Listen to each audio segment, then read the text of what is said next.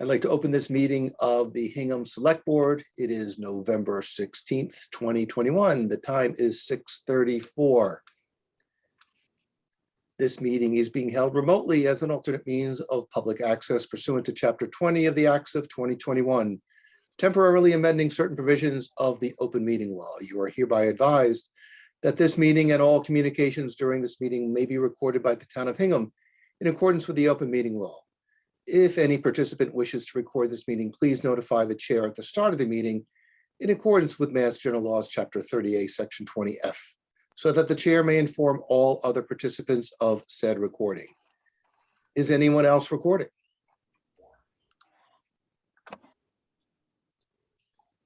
Seeing none, the first part of our agenda is an executive session. The board will meet in executive session under Mass General Laws, Chapter 30A, Section 21A3, to conduct strategy with respect to collective bargaining for the Hingham Police Superiors Officers Union, MCOP Local 405, because an open meeting may have a detrimental effect on the bargaining position of the town. The board will reconvene in open session. So before we do roll call vote, I need a motion for that. Liz, do you make that motion? I make a motion to go into executive session. Under the terms just announced, and I will second that motion. We do a roll call vote. Liz? Aye. Joe Fisher, aye. We are in executive session and the board will reconvene in open session. Time is 7:03. The Hingham Select Board is back in session. I will reread the notice that was read at the beginning of this meeting at 6:30. This meeting is being held remotely as an alternate means of public access pursuant to Chapter 20 of the Acts of 2021, temporarily amending certain provisions of the open meeting law. You are hereby advised that this meeting and all communications during this meeting may be recorded by the town of Hingham in accordance with the open meeting law. If any participant wishes to record this meeting, please notify the chair at the start of the meeting in accordance with Mass General Laws, Chapter 30A, Section 20F, so that the chair may inform all other participants of said recording. Is there anyone else who is recording? You can just identify yourself, please. You're still muted. Yeah, this is Eric Seaschultz. I would like to record the meeting as well. Great. Would you mind just giving your address for the record? Sure, 141 Otis Street. Great, thank you. Anyone else? And the members of the select board participating in the meeting this evening are Liz Klein, Bill Ramsey, and myself, Joe Fisher. Next item on our agenda is to consider a proposed memorandum of agreement with the Hingham Police Superiors Officers Union, MCOP Local 405. And I believe we have Russell Kahn on the Zoom call with us, Lieutenant John Marquardt, and Chief Dave Jones. Am I correct that we have all three?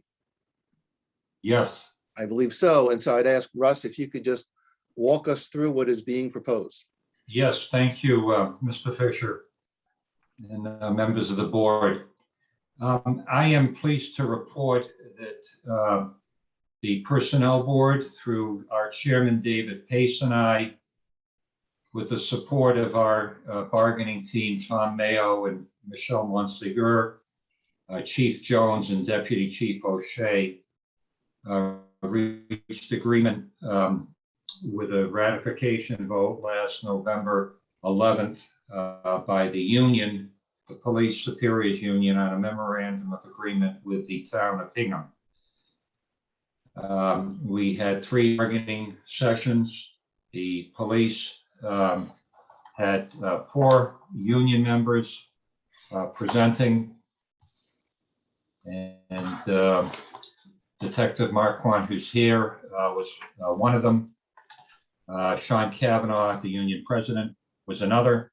Lieutenant Petiti, and Darren McAdams was the 4th member. They had experienced labor counsel Alan Shapiro representing them. The discussions were very professional. Certainly each side had their point of view, but both sides moved in good faith towards an agreement that we were able to reach. As the board knows, an awful lot of due diligence went into this MOA from the town's perspective, assessing the compensation structure at the Hingham Police, both superiors and patrolmen. This is a superiors agreement. And looking at a whole host of factors and looking at what a reasonable and fair general wage increase would be this year, knowing in the past, typically it's been 2%. And as you know, the board, with the recommendation of the leadership in the police force, the personnel board and town administration, this year decided that a 3% wage increase was appropriate for a whole host of reasons.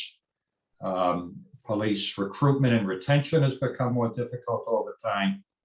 The Hingham Police Department has lost good officers because of economic factors. Obviously, the police have done their part as first responders in a very difficult period over the last 18 months. There's a whole host of reasons, but if ever there was a time to do a 3% increase, the collective view from the town side of all of the constituencies was this was the time.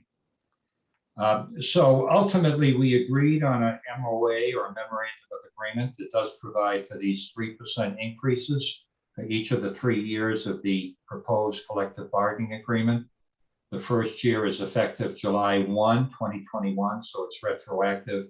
And then we have July 1, 2022 and July 1, 2023. So this will have a labor agreement in place until the middle of July 2024, which the personnel board and the town's bargaining team all thought that was a positive to have a 3-year agreement in place. I mentioned that we looked at comps for the 20 towns the 19 other towns we compare ourselves to, and there was a need for an equity adjustment in both the lieutenant and sergeant scales of approximately 4%.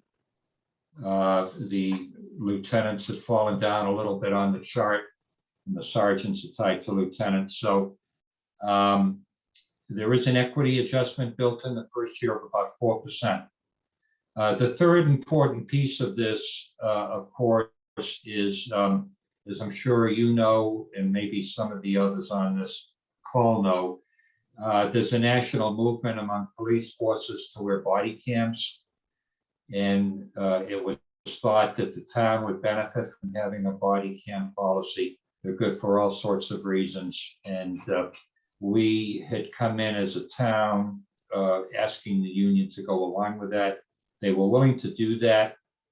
The sort of standard negotiating quid pro quo, from what we could determine, is about 1% for collective bargaining agreement on body cam.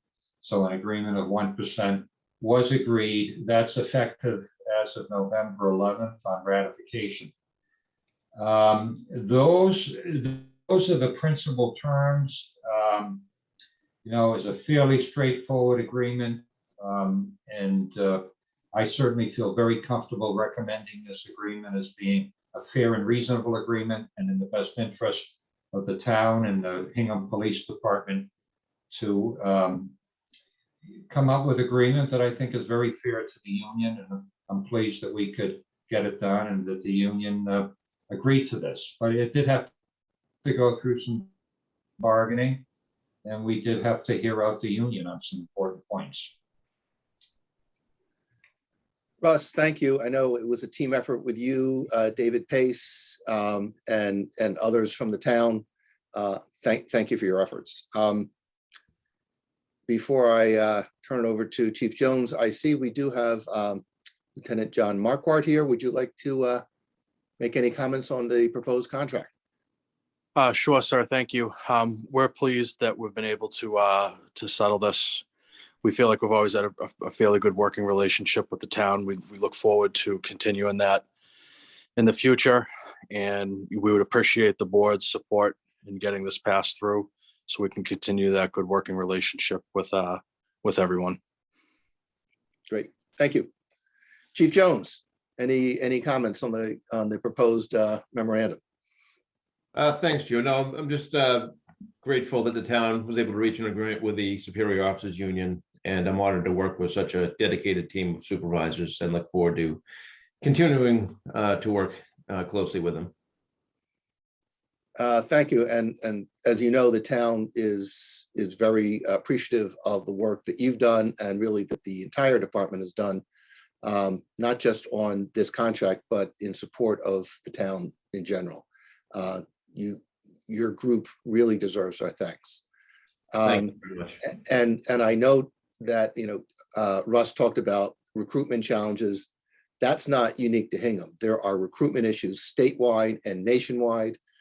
And quite frankly, I think Hingham is doing well, given the reputation of the department, of the officers in the department.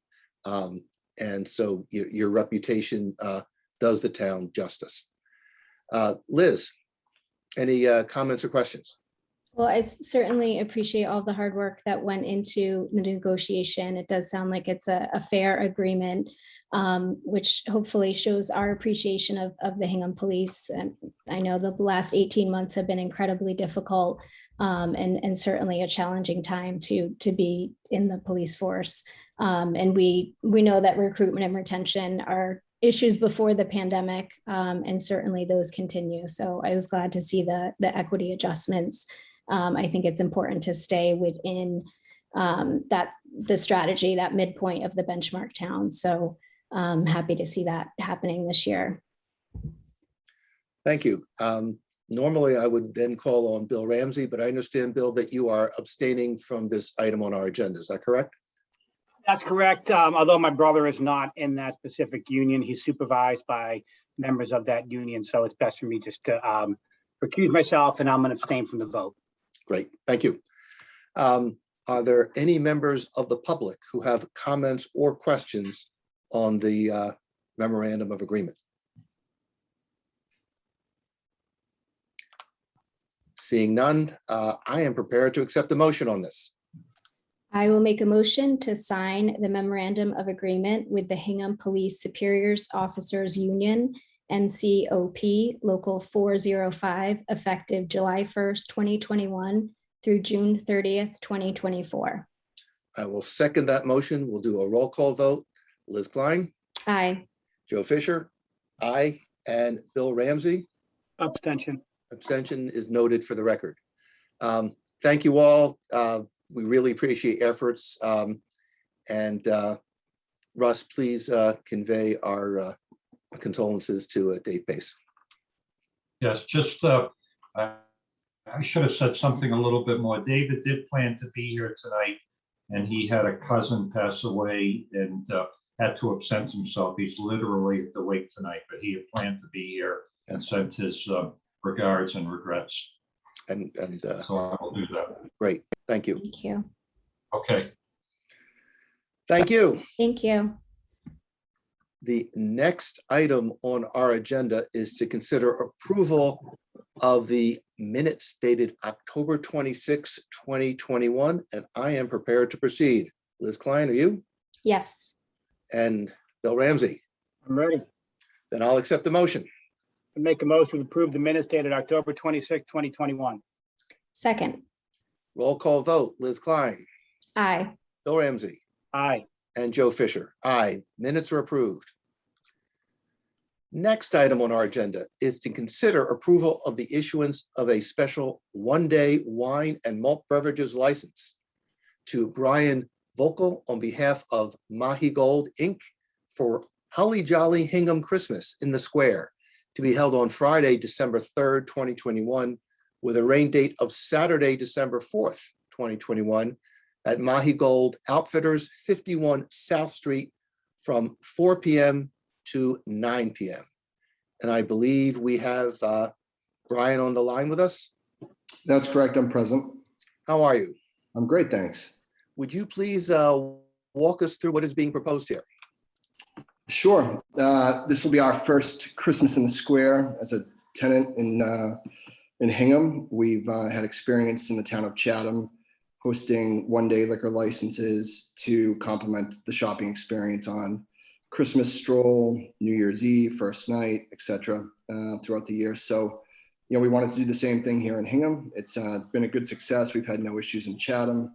And certainly it just kind of enhances the overall events that are taking place up and down Main Street in Chatham. So we're excited to be here for our first Christmas in the Square and just want to make the most of it.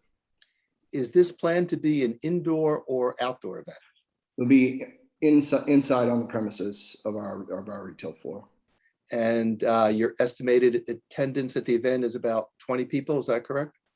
Yeah, just natural flow of the store. I mean, it will certainly, the doors will be open, hopefully the weather will be nice, but we'll try and contain the flow as best as possible. Yeah.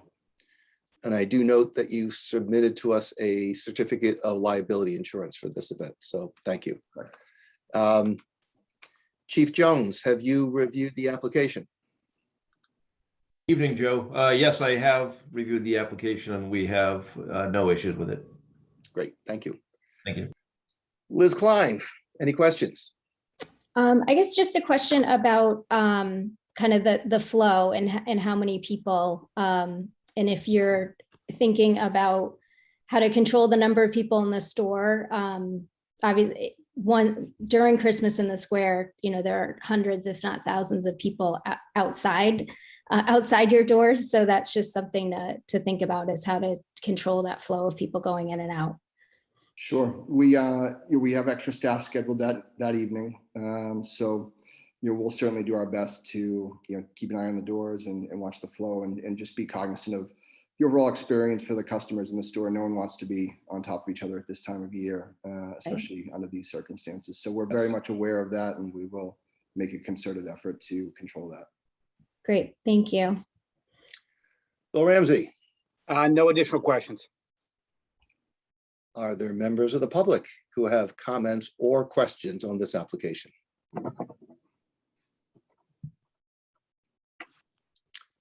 I see none, so I'm prepared to take a motion on this. I will make a motion to approve the issuance of a special one-day wine and malt beverages license to Brian Vocal on behalf of Mahi Gold Incorporated for Holly Jolly Hingham Christmas in the Square, to be held on Friday, December 3rd, 2021, with a rain date of Saturday, December 4th, 2021, at Mahi Gold Outfitters, 51 South Street, from 4 p.m. to 9 p.m. Second. Been moved and seconded. Roll call vote. Liz Klein, Aye. Bill Ramsey, Aye. and Joe Fisher. Aye. I just have to say, every time we're saying Holly Jolly Hingham, you want to sing it. It's hard to refrain from doing that. So we wish you success for this event. Great. Thank you guys Yes, very much. thank We you. appreciate it. Thank you. Thank you. The next item originally scheduled was to consider approval of the request of CB Hingham LLC for a change of corporate name. We are going to be deferring that item to our next meeting. And so we'll then turn to a joint session with the Board of Assessors, and I would ask the Board of Assessors to call their board to order. Call the meeting to order at 7:20 for the Board of Assessors. And who is here for the Board of Assessors? If you could just give your names for the record, please. Chrissy Roberts. Joshua Ross. Great.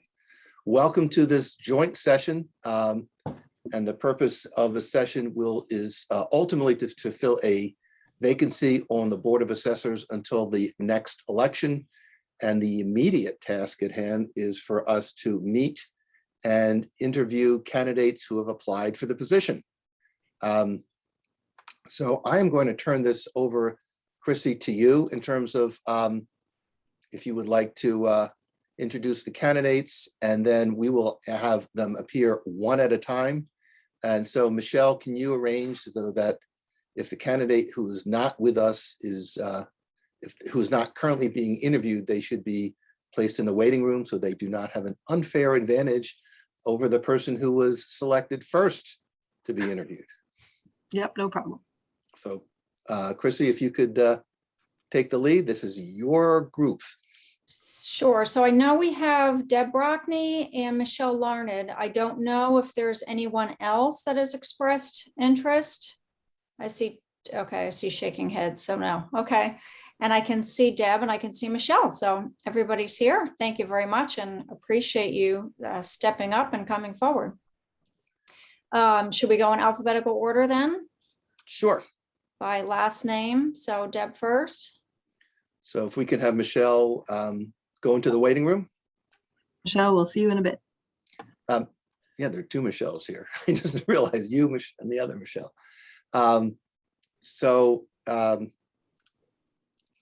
Deb, thank you for stepping up. And where are you on my screen? Oh, there you are. Could you just, we all have, the five of us do have your town pack application, but if you could just briefly describe your experience and expertise. Yeah, sure. My name is Deb Brockney, and thanks so much for having me tonight. I've lived here in Hingham for 16 years. We have 3 kids and 3 public schools here in Hingham. I have one at Foster, one at the middle school, and one at the high school. Above that, I'm also a small business owner here in Hingham. I own Sadie Mae's Cupcake Cafe and have been a member of the Hingham Downtown Association. Currently, I work for a cybersecurity company in a finance role for the last 18 months due to the pandemic with food service things. And I also sit on the board of South Shore Votech High School as a board of advisor for them. So previously to applying to this job bank, I have applied actually to the assessors part-time, like it was like a field agent position like a year or 2 ago, because I thought it would be an interesting way to get my hands-on experience with getting into the assessors board. I think it's a really important role. I think sometimes, as you guys may know, it's somewhat of a back burner, but I look at the assessor's office as, you know, the CROs of the town, and things like increasing revenue and figuring out ways to, you know, offset the increasing expenses and just running it like a business. And I have the experience of running my own business and working for business. So I feel like I could help out, and I really look forward to it. Great. So I'm going to ask the current assessor board members to ask questions first, and then we'll take it to the select board. So Chrissy, do you mind leading off? Sure. Thank you, Deb. I appreciate it. Do you, and I appreciate your background too. I wasn't aware of a lot of that. Have you held other town positions before? No. No, not for the town. I haven't. And I'm assuming you're aware of the course. Are you aware of the course you would need to take? I am. I understand it would be more next year when I would, if given the opportunity to take the position, when I would have to run for a campaign. But yeah, I would be very comfortable taking a course. It's kind of my nature. I'm a very curious person, so I like to learn new things. So I'd be very comfortable with taking the course. Okay. Chrissy, is that the BLA course? It's called the Assessor 101 course. It's like a 10-part course you need to complete in your first 2 years, I believe it is. Yeah, I think that's offered by the Bureau of Local Assessment, the BLA. Yeah, I believe so. Yeah, It's okay. on the, Right. and Erin can Green, I can't remember the name of the Yeah. actual website, but it's a 10, I'm in the middle of it now. It's 10 1-hour modules that you have to go through. I'm sorry, I didn't mean to interrupt, Chrissy. Nope. Yeah, no worries. Thank you, Josh, because I took it years ago now, so hard to remember exactly. It's fantastic information, though. It's a really good crash course in town finances. So I don't have tons of questions. It was mostly making sure you're aware of just the course, the campaign. We have meetings. They vary from every 1 to 2 weeks when we're busier to every even 3 to 4 weeks when we're not quite as busy. And it's just a board of 3 and the folks in the office, so we can decide what works best, which is nice. So I guess I just have 2 main questions, which is you kind of already answered this a little bit, but why are you interested in this role? And what do you think you bring to the tables? Are there any, specific skills you think you bring? Well, I guess 3 things. And how will you be able to value real estate fairly? Okay. All great questions. I may need some help reminding me what the 3 questions are. Sorry, snuck one in there too at the end. I think what I could bring to the table is that I am a small business owner, and yeah, I don't have experience with being on a position at the town before, but I also never ran a retail Main Street location before either, and I was very successful at doing so. I think what I bring to the table is curiosity, and I'm always very enthusiastic and eager and I usually put my best foot forward. Like I said, I had applied for a role that was actually a paying position, not so much for the paying part, but because I wanted to learn more about the inner workings of the town and the assessment process. So this is just something that I've always had interest in. As I said, I roll up to a finance department. Taxes I'm very comfortable with. This is something I live and breathe right now. I apologize. Could you remind me some of the questions? Let me make sure I hit on all the points. I didn't write them down. You're on mute, Chrissy, I think. Yes, she is. Yeah, sorry, I saw it flash there.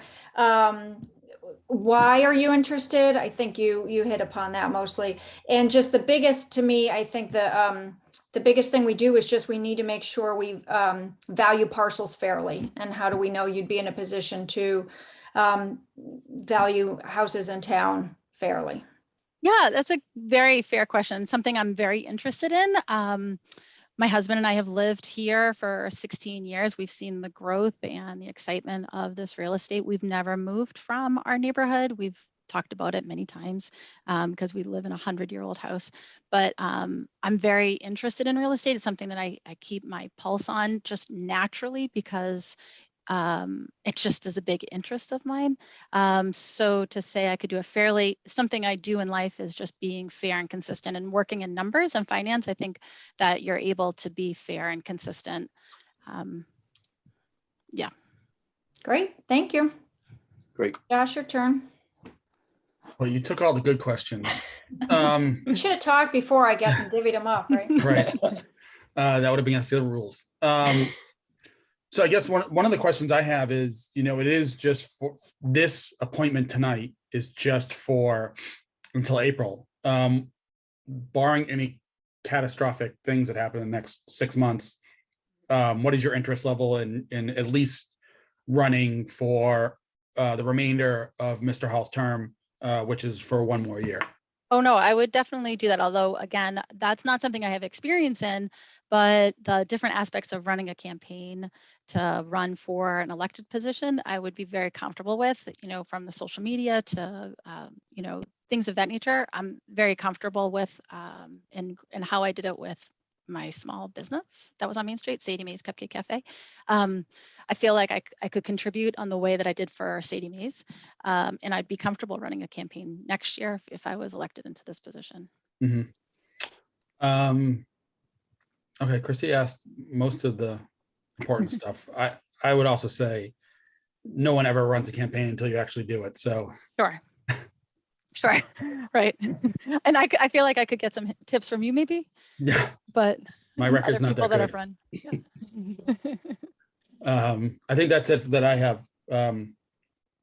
Josh, thank you. I think maybe we'll switch the order next time so Okay. that Chrissy doesn't grab all the questions. I was going to say that too. Liz Klein.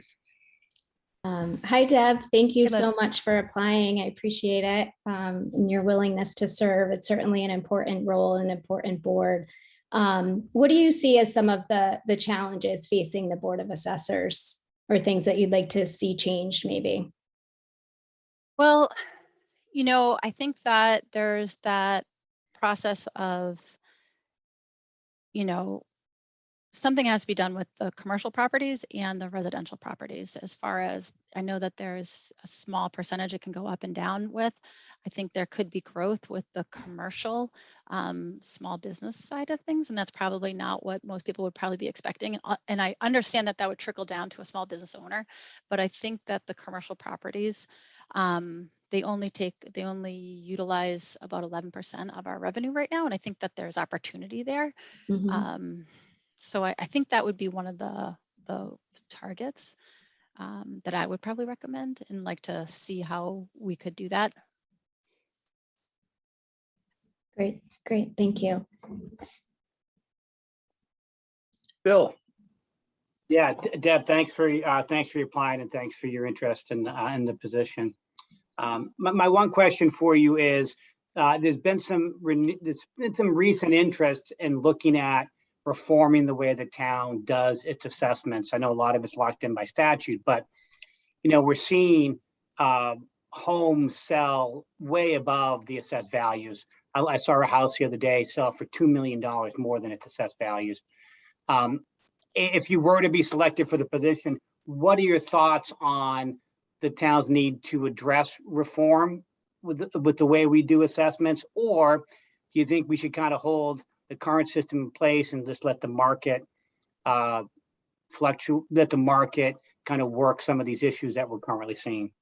Well, I think we're definitely in a high of the real estate market. I think we all are aware of that. At some point, it has to level out, right? But I wouldn't want things for older residents that have been here, raised their kids. I live on Talbot Road, where the majority of my next door neighbors are 80 to 90 years old and have raised their kids. And some of them, even during the storm, told me some of them are retiring, their kids are retiring, but they can't afford their taxes. So to me, I look at it like we gotta figure out a way to increase revenue without hurting our older generation that can't necessarily afford the taxes going up.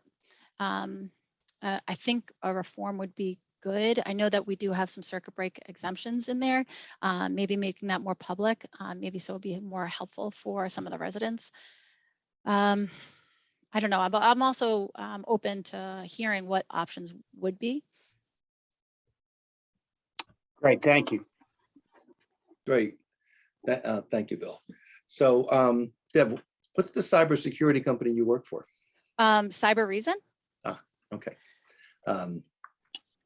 My son also works for a cyber company. It's a different cybersecurity company. Okay. I was curious if it was the same. It's based out of Boston, but it's it has aspirations of going public soon. Yep. So my view of the Board of Assessors perhaps is a little different from yours. In my view, their goal is not to raise revenue. That's not the charge of the Board of Assessors. The Board of Assessors is to assess the fair and equitable value and then to collect it. I guess the only revenue option that the Board of Assessors has actually would be to lose revenue for the town in terms of abatements. And I'm wondering what your view is in terms of how the abatement process works and whether you think it has been proceeding fairly in the town so far. I'm familiar with the abatements and that what we have is adjusted. I have some notes on them. I think that is something that I would have to learn more about the abatements in the assessment department. I apologize. No, that's fine. It sounded like you were coming out fairly strong in terms of recommending a split rate between residential and commercial. I guess what data would you look at to see if it made sense to have that recommendation? It's a good question. I apologize. I don't know what kind of data is given. I just, from a small business point of view versus being a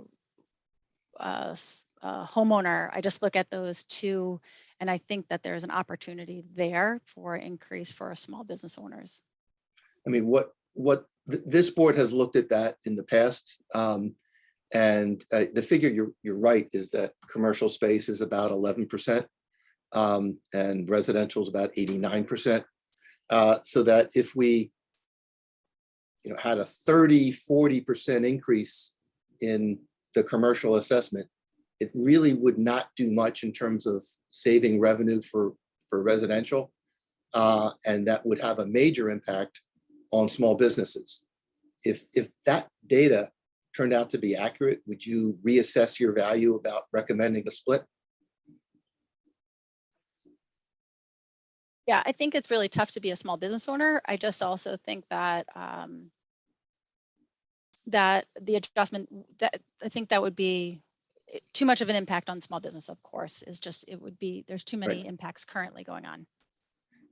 Yeah, particularly in a COVID environment, doing a split this year may have a real impact. Yeah.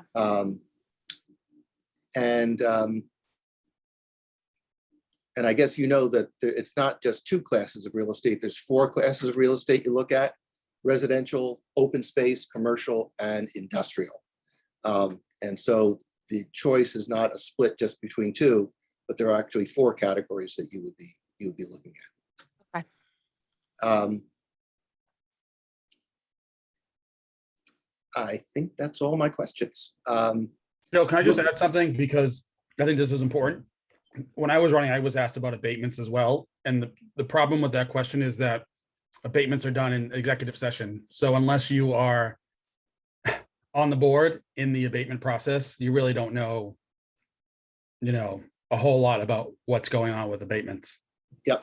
Just because I was asked the same question when I ran, and Yep. you kind of fly off this, by the seat of your pants on the answer, but until you actually get into it, you can't really answer a question like that. Right, but you can't answer the substance of how it's done, but the procedure, because the procedures are actually published. If what steps folks have to go through, the documents they need to submit, but you're right in terms of how it's actually implemented. You'll only know once you're doing it. Right. That's exactly. Just like running for office. Yeah. So Deb, before we let you go, I'm just going to turn it to you and ask you 2 things. First, any closing comments you want to make, and any questions you might have for the other 2 members of the Board of Assessors. I don't have any questions. I just, whether it's with me or not, I do think that fresh blood is probably going to be a welcomed situation into the Assessors board. And I look forward to it as a resident and a small business owner here in town. Great. Thank you. So thank you. With that, Michelle, if you can switch Deb into the waiting room and move Michelle Larned out here. Thank you, Deb. Josh, you can go first next time. Okay. Stealing everyone's questions. I'll purposely keep myself, I muted myself because of my barking dogs, but I'll just keep it on here. Michelle is with us, I see. Are you unmuted? You are still muted, Michelle. There we go. Good to see you. Hello. Hi. So I think I'm not sure exactly how we started last time, but I think we started with offering the candidate an opportunity to give us a brief introduction. We have the talent bank application that you submitted, but there's a lot more behind that. Anything you want to highlight? And then I'm going to turn it over to Chrissy and Josh. Sure. Okay, so I think, many here know that I ran against Liz for select board last year, and I want to continue to have an involvement in the town. As soon as I realized that, after the election, I immediately put in my talent bank application because my interest in staying involved did not disappear with that. And there have been a handful of conversations about other opportunities, and I'm looking for something that both can utilize my strengths, but also is something to broaden my experience within the town. And so when this came in front of me, I thought it was a great opportunity, and so I'm throwing my name in the hat to be considered. So I think that is that's a general introduction. That's So Okay. what I'm That's great. thinking. So the only one on this call wearing a hat is Josh. Sorry. So we're going to turn it over to you, Josh. She's thrown her hat. Great. Thank you, Michelle, for throwing your name in the hat. Yeah, of course. So I'm gonna steal Chrissy's question, and I'm sure why don't she's you happy. explain a little bit about why you want to be, or how some of your strengths would be a good fit on the Board of Assessors? Yeah, so I mean, I think I have a good analytical mind. I'm a leader just as a general, who I am. I'm really interested in expanding my interest in the town, and I'm heavily invested in the future of Hingham and advancing opportunities for people in town. And I think that both participating in, but also understanding more deeply what the Board of Assessors do, I think is an opportunity for me to sort of broaden interest in the town. I also want to say that I only found out about this yesterday that I was interviewing, so I'm a smidge nervous. But other than that, yes, I think that's my interest. I mean, I think I want to push Hingham forward. I want us to be what people think we are. So I think there's my answer for that. Right. And I know you can't answer this with 100% certainty about next April, but this role is only through April, and then you would have to run again for at least to fill out the term for 1 year. Are you willing to do that? Yeah, I mean, yeah, certainly. The running for office is so fun. Yes. No, I am willing to do that. I think I have a good understanding of what that undertaking is, and I'm willing to do that. I really enjoyed the opportunity to run for office and get to know a lot of people in town that maybe I otherwise wouldn't have. And I think that I've gained a lot of support in the town, and I think people understand what I want to see, and I feel confident in my ability to run and be elected. Okay. Chrissy, you want to ask your questions? Sure. So just a couple quick little ones. You're aware there's a 10-part course you would need to take, the Assessor 101 course, and you're comfortable having to do that? Sure. I love learning.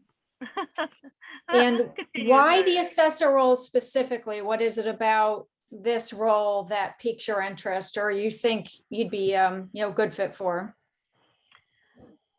So if I'm being honest, I wasn't specifically thinking like, oh, I want to go, all in on assessor. I think that, as we all know, I wanted Liz Klein's role, and I didn't get that. And so, what I want is somewhere where I can make an impact on the town, learn a lot more about what the town does in town finances and that sort of thing. But also, I think one of the places that I recognized in running for office is that people don't understand how they're taxed. They don't understand that, and there's not a really great way to communicate that. And I think that the understanding of that, I mean, I've had some personal conversations with people literally shoveling wood chips in my yard about, well, I don't know if I'm going to be able to afford to live in Hingham. And I'm like, tell me why. What does that look like for you? And I think if people can more understand where that comes from, I think we need to do a better job at sharing information. And I think that I'm a great person to be able to communicate that. I think I have great connection with people. And I think I can help with that. And that'll make things a lot easier going into budget season if people understand, why they're taxed the way they are and how their property value is assessed. And I think I have a good ability to communicate that with people and an ability to connect with people around that. And I think it was a place that I recognized during the election process that people just didn't understand. And you're confident you can assess property values fairly? Yes, I mean, I think there are certain conditions that are used to assess those properties, and I think that I feel confident in being able to follow that plan. Okay, thank you. Great. Bill Ramsey. Michelle, thank you for your interest in the position, and thanks for coming on tonight. I only have one question. Yeah, thanks, Bill. The question is, there's been some recent interest in reforming the way that we do assessments in town. And I would note that there was I'm aware of a recent house that sold for about $2 million above the assessed value of it. Do you think we should take a hard look at reforming the way we do it? Or do you think we should hold the current system in place and let the market drive the future? I think we should always be looking at the way that we assess things. You can't just hold the line when things change, and I think it's really important for us to consider changes in the market and how those are driven. I mean, with COVID, market rates are really high. I mean, people are offering no inspection over assessed value, and I think that those are things that are really important for us to consider. I don't think we should ever just like stick to something just because it is the rule. We should always be considering if we can do it better and do it more fairly. And fair market value is how the Board of Assessors is driven, and there are certain things that create that, and I think we have to be looking at those consistently. We should never be locked into a certain profile. Thank you. Yeah. Liz Klein. Hi, Michelle. I thank you for your commitment to serving the town. I appreciate you throwing your name in for this one.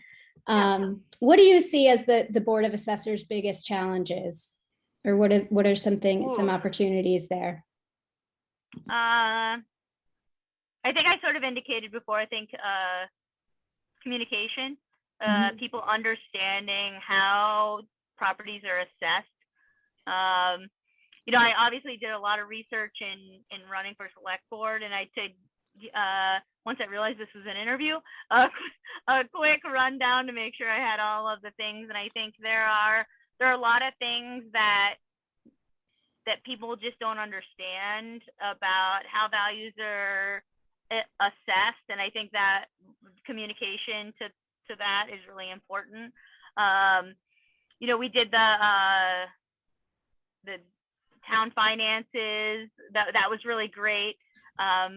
But I think that people continued to, after all of those great presentations about town finances, still really feel confused about how their tax rate is identified. And I think that is that's a huge opportunity of communicating that, making people feel comfortable, and then also letting them understand what their options are. One of the other things that I realized in running previously for select board is that seniors didn't understand that they had an opportunity to put in for an exemption. And there were a lot of places where it kept being mentioned, like, oh, by the way, these people could put in for an exemption. And I don't think a lot of people realize that and realize what the rules are that are in place for them. And I think that's a huge opportunity for the Board of Assessors in communicating. So. Agreed. Thank you. Michelle, good to see you. Yeah, good to see you too. Let me ask you, do you have an opinion, or what is your opinion about a single versus a split rate tax. Right now, it's commercial and residential properties are assessed at the same rate. Do you have a view as to whether or not that makes sense? What in your view are the pros and cons to having a single tax rate versus a split rate? Joe, you're giving me flashbacks.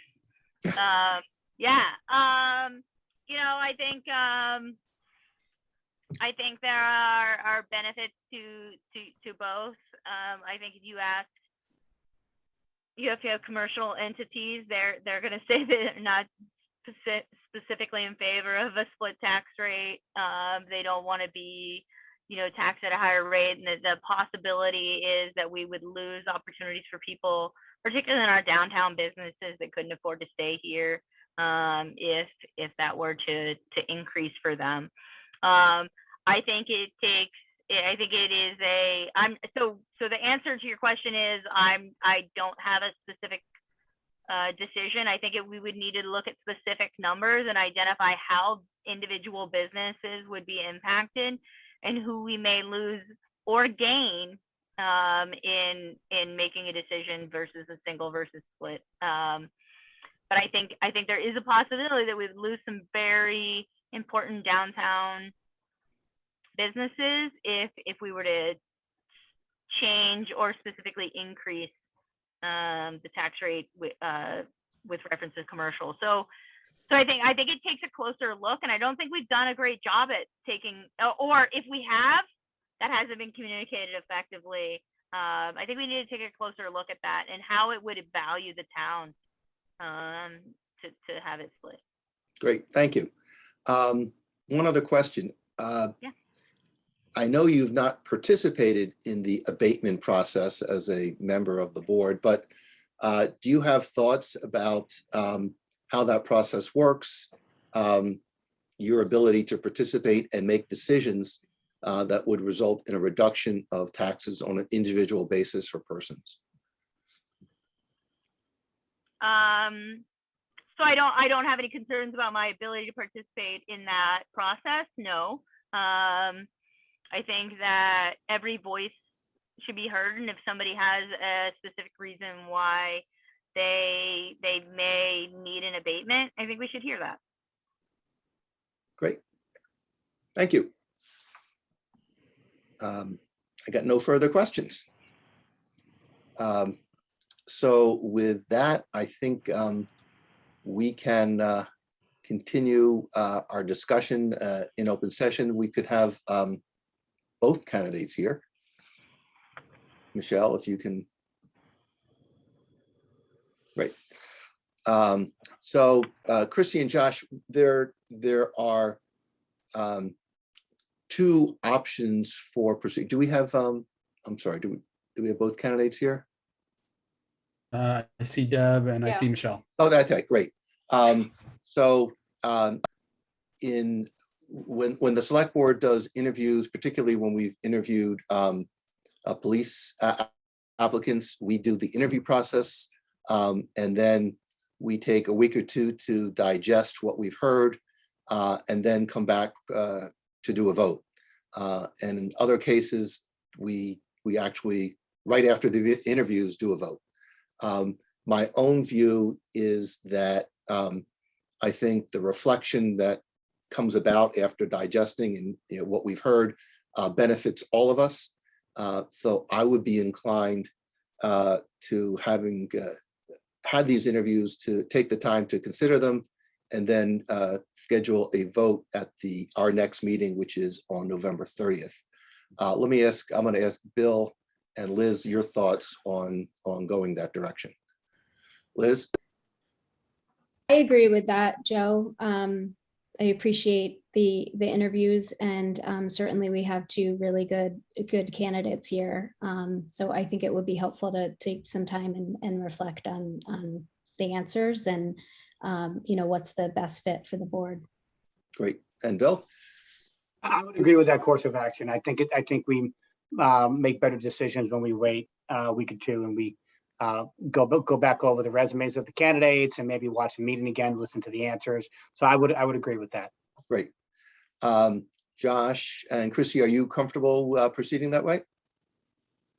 I'm fine with that as long as the timing works. I know Josh, in our meetings, we've been talking about, we're gonna have to vote on the split rate soon. I see Erin's on the call and she can chime in too if we have a date for that, but I think that actually happens with the select board. So, you know, I probably would not happen within the week. Also, there's a certain amount of time we have to fill the open slot. And I don't know if we're past that, or Tom would, or Michelle, sorry, would know if, you know, that was any kind of issue. But as long as that's all in order, I'm fine, you know, voting in a week. Great. So it would actually not, we do not, next week is the Tuesday before Thanksgiving. So we would be meeting the following Tuesday, which is the 30th. Do we know when we need to present the tax rate to the board? The recommendation? So we haven't gotten approvals from the Department of Revenue yet. I Okay. need the approvals before we can actually discuss the split tax rate. Okay. Right. My recollection, Tom, is that this happens after the new year. Is that, am I correct? Yeah, it's later in December, generally. Oh, okay. But, okay. And just to answer Chrissy's quick question about the timing, Chrissy, that's an issue. I think technically there is a deadline that we would in theory want to appoint before it becomes a simple selectman appointment, but I'm not sure. We've started this process within that window. Joe, I don't want to speak for you or the board, but doesn't look like that's the route the board is looking to go. So it looks like a collaborative process. Yes. Gotcha. Good. So I think that's how we're going to go. And Deb and Michelle, we really appreciate your stepping forward, your time this evening, and also your willingness to devote substantial time in the future for the success of the town. So thank you both. Definitely. Thank you. Thank you, guys. Thank you. Chrissy, do you need to adjourn? Oh, yes. So Yeah, I'm going to say one real quick thing, just because I know the split rates come up a few times now. I just want to say Erin and everybody in the office does a fabulous job with that and putting all the data together. I think it just like Michelle said, just probably has not been communicated out to the public as much. And I never really paid a lot of attention till I was in this role, but they do put a lot of hours into looking at that. So it's more just that we could and should do a better job communicating that, but I didn't want it to seem like we don't do a good job with that, or Erin and company don't do a good job with that. So I'd be remiss if I didn't say that. And with that, we adjourn Board of Assessors at 7:59 p.m. So why don't you just, if you don't mind, just taking a vote to adjourn? Oh, sure. I'll make a motion to adjourn. Second. 1 second. Eric, do you have your hand raised for? You are muted. So we were told, a number of people on here were told about the hearing about the proposed bus stop and that. Yes. So, That is next on our agenda. oh, okay, sorry. Oh, we're just adjourning Board of Assessors within Select Board. It's confusing. It is. I thought you were calling it. Nope. So Josh, you made the motion. Chrissy, you seconded it? Second. Was there a vote? Roll call, Josh. Aye. Chrissy, aye. Great. You're Thank you, adjourned. guys. Thank you. Thank you, guys. Thank you. Okay. Next item on our agenda is to consider approval of the petition to the Massachusetts Department of Transportation to install MBTA bus system infrastructure improvements to improve accessibility at 2 locations, one on Central Street in the vicinity of Weston Road, and second at the intersection of Otis Street and Broad Cove Road. And I believe we have J.R. Fry on the line, Sergeant Kilroy, and I believe we have representatives from the MBTA. Is that correct? That is correct. Miss Natasha Vance has joined us, and I believe Binzu is here with the MBTA, and I am not sure who. Oh, Katie Moulton is their consultant, and if you could also give Katie Moulton co-host privileges, Michelle, she'll be presenting some. Great. JR, I might actually be the one presenting. The design consultants had some issues getting into the meeting. Oh, sure. Is there anything that we can do to assist in their getting access? I think Corinne called in, so I think if I can share the plans, she can speak to them if there are any technical questions. Okay, great. But you don't need the password or code or anything to get in. No, she had the meeting ID. She had all the information. It just, for some reason, her computer was malfunctioning. Oh, okay. So what I'd like to do, we have two specific proposals, one for Central Street and the other at Otis Street and Broad Cove. So before going into the specifics, and I'm going to take those specifics in that order, Central Street and then Otis Street. If someone could just walk us through the process that the MBTA goes in making these assessments, making these decisions, providing notice, sort of this general process questions, and then we can get to the specifics of these two locations. Is there someone who can address that for us, please? Sure. So my name is Natasha Vance. I'm a senior project manager at the MBTA, and I'm the project manager for the Patty project. Binzu is also the co-project manager. The Patty project is the plan for accessible transit infrastructure. I'm just going to give you a quick overview of the project and the process, and then so basically back in 2015 timeframe, the MBTA was sued by disability activists because we did not have a fully ADA compliant system, and mass transit is used very predominantly by people with disabilities, and it's a way that they need to get around. So the Patty project, came out of a lawsuit settlement. So we have a Judge King report. We report back every 6 months on the progress that we've made on moving our system to full ADA compliance. So obviously that includes our stations and our buses and our train cars, but it also includes our bus stops. We did an audit called the Patty audit of all 8,000 bus stops across our system. It turned out that 1,000 of those bus stops were either in critical or high priority shape. So critical meant it was an unsafe bus stop with no accessibility requirements met. And high priority meant it wasn't necessarily unsafe. So an unsafe in this instance means there's no place of refuge from traffic for a person waiting for the bus. And then high priority meant there are significant barriers to access. Then we had another category, which was medium priority, and there's another 5,000 bus stops, and that means there's at least one barrier to accessibility. In order for a bus stop to be considered ADA compliant, there are a number of components. One of them is a landing area that's appropriately sized that's where the ramp folds out of the bus so that a person who has mobility impairments and is in a wheelchair can get on the bus.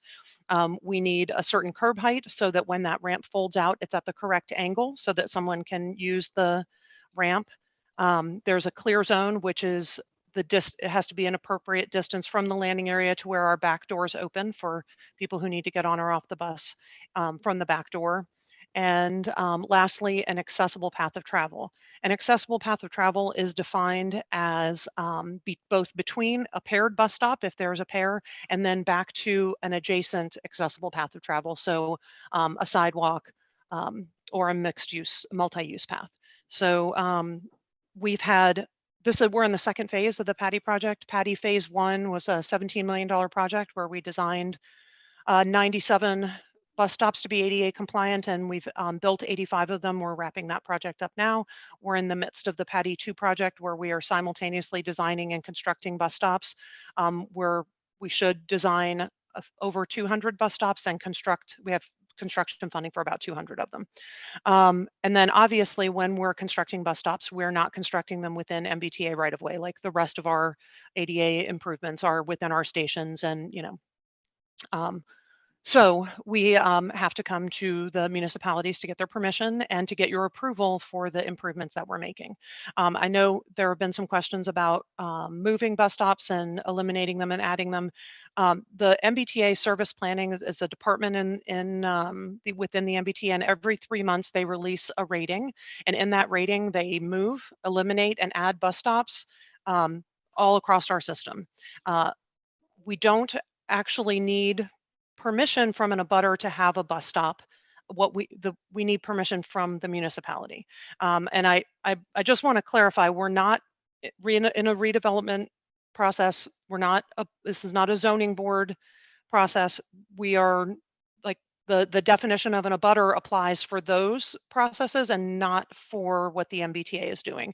In our instance, we are building sidewalks, crosswalks, and ADA compliant curb ramps within municipal and state right of way. So we need the permission of those entities in order to do that work.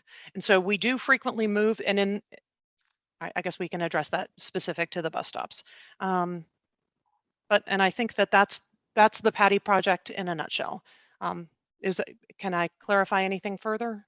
That was very helpful. If you could just because I think there was some confusion in terms of when you make these assessments and then you decide that you're either going to move a stop or actually improve it to make it ADA compliant.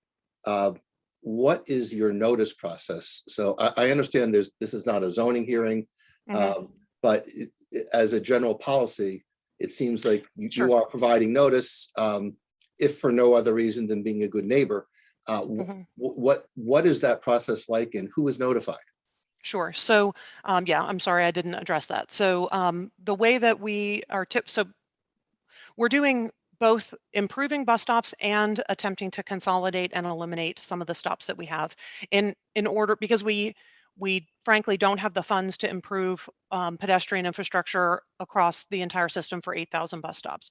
So, and then in addition, service planning is looking to improve route efficiency and reliability.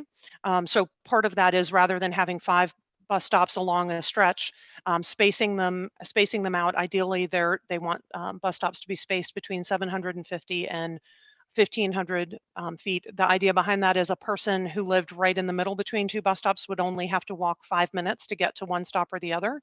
That also improves route efficiency, so the bus isn't stopping every 200 feet.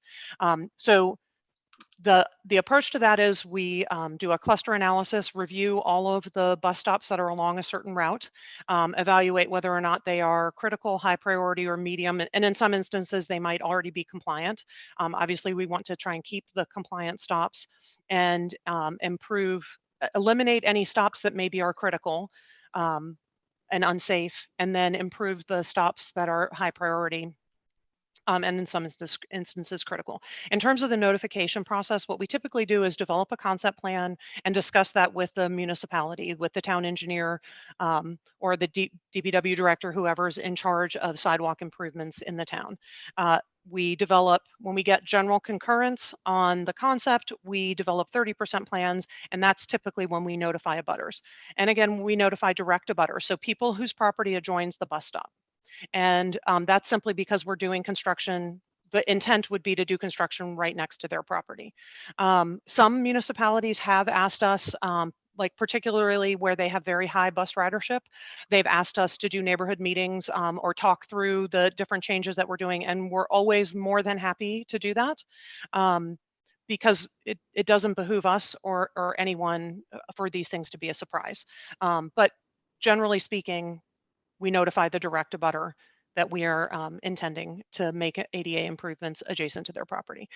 And then obviously one other factor, if we were actually impacting their property, so in some instances, in order to get an appropriately sized landing area, for instance, we might need a foot of concrete on someone's property. And so we would obviously need their permission to do that. And in a lot of instances, people say no, and we're not able to build the landing area, an appropriately sized landing area. So if we were actually impacting someone's property, we would obviously need their permission for that. Right. And when you notify them, is typically you send them a letter? Is it a phone call? Right. We send certified letters. We attach a concept plan. We include a phone number or an email address. Usually abutters, if they have questions, they respond. And I frequently have met people during COVID. We weren't allowed to go out and meet in person, but we've met virtually, and in the last 6 months we've been allowed to meet in person. Great. That was helpful. I mean, the reason I'm asking is that this board has been contacted by some neighbors saying, oh, my neighbor found out about it, but I didn't know about it. Why wasn't there direct communication? And so I'm not familiar with the process that MBTA goes through. Your explanation was exactly what I needed. So thank you. Unless Liz or Bill want to interject specific questions now, I'm then going to move on to the 2 site locations. I'm okay with moving on. Go ahead. Sorry. I'm sorry, Liz? That's fine. Thank you.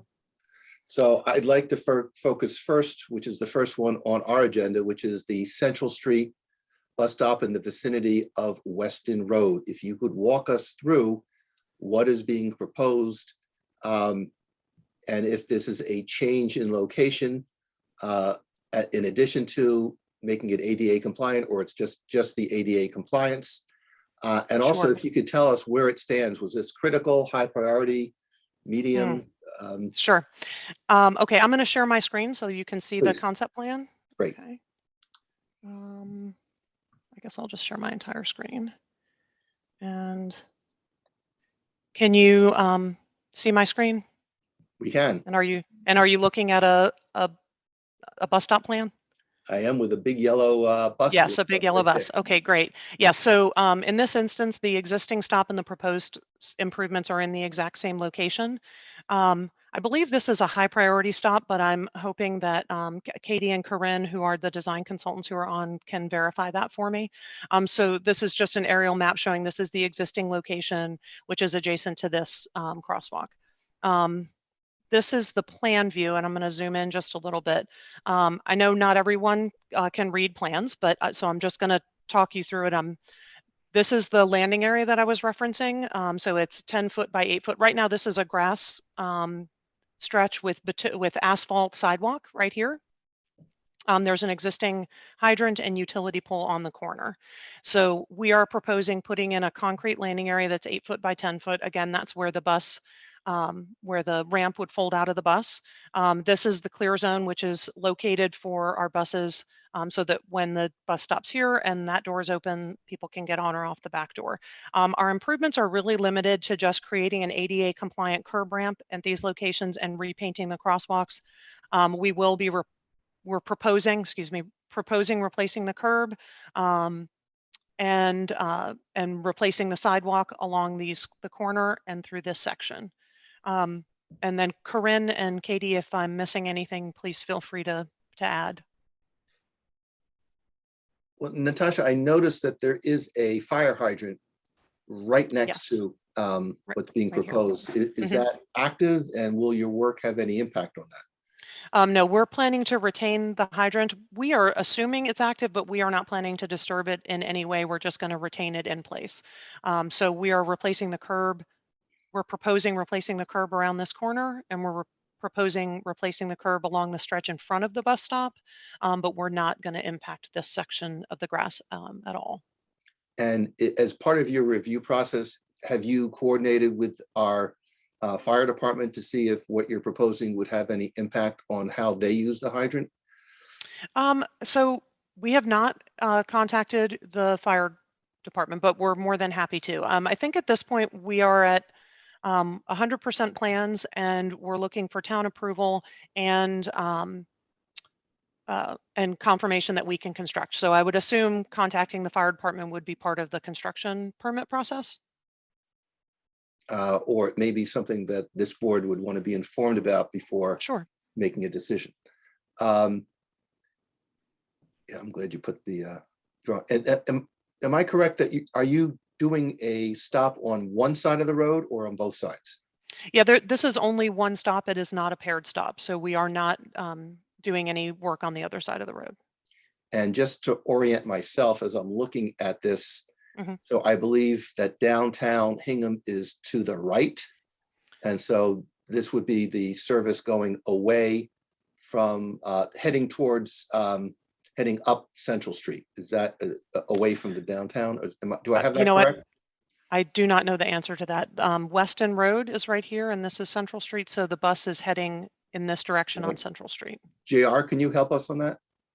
That is a loop route So it doesn't go in both directions on the, on that road. I'm So it asking would which only be direction going, it's going. northbound. Okay, great. Oh, there's north. And hi everyone, Corinne Tobias here. I just want to clarify this was a high priority stop. I know that was a question that was asked earlier. Yes. Thank you, Corinne. I would also, I can step in and let you know that this would not impact access or the ability of the fire department to utilize that fire hydrant. Thank you. And was the direct abutter here notified? So in the instance where the there's an existing bus stop, Yep. and it's remaining in the exact same place, we don't typically notify the abutter. We would, again, if we were impacting their property. In this instance, we're simply replacing, let me go down here. We're replacing these curb ramps, and this is all the work is within town right of way.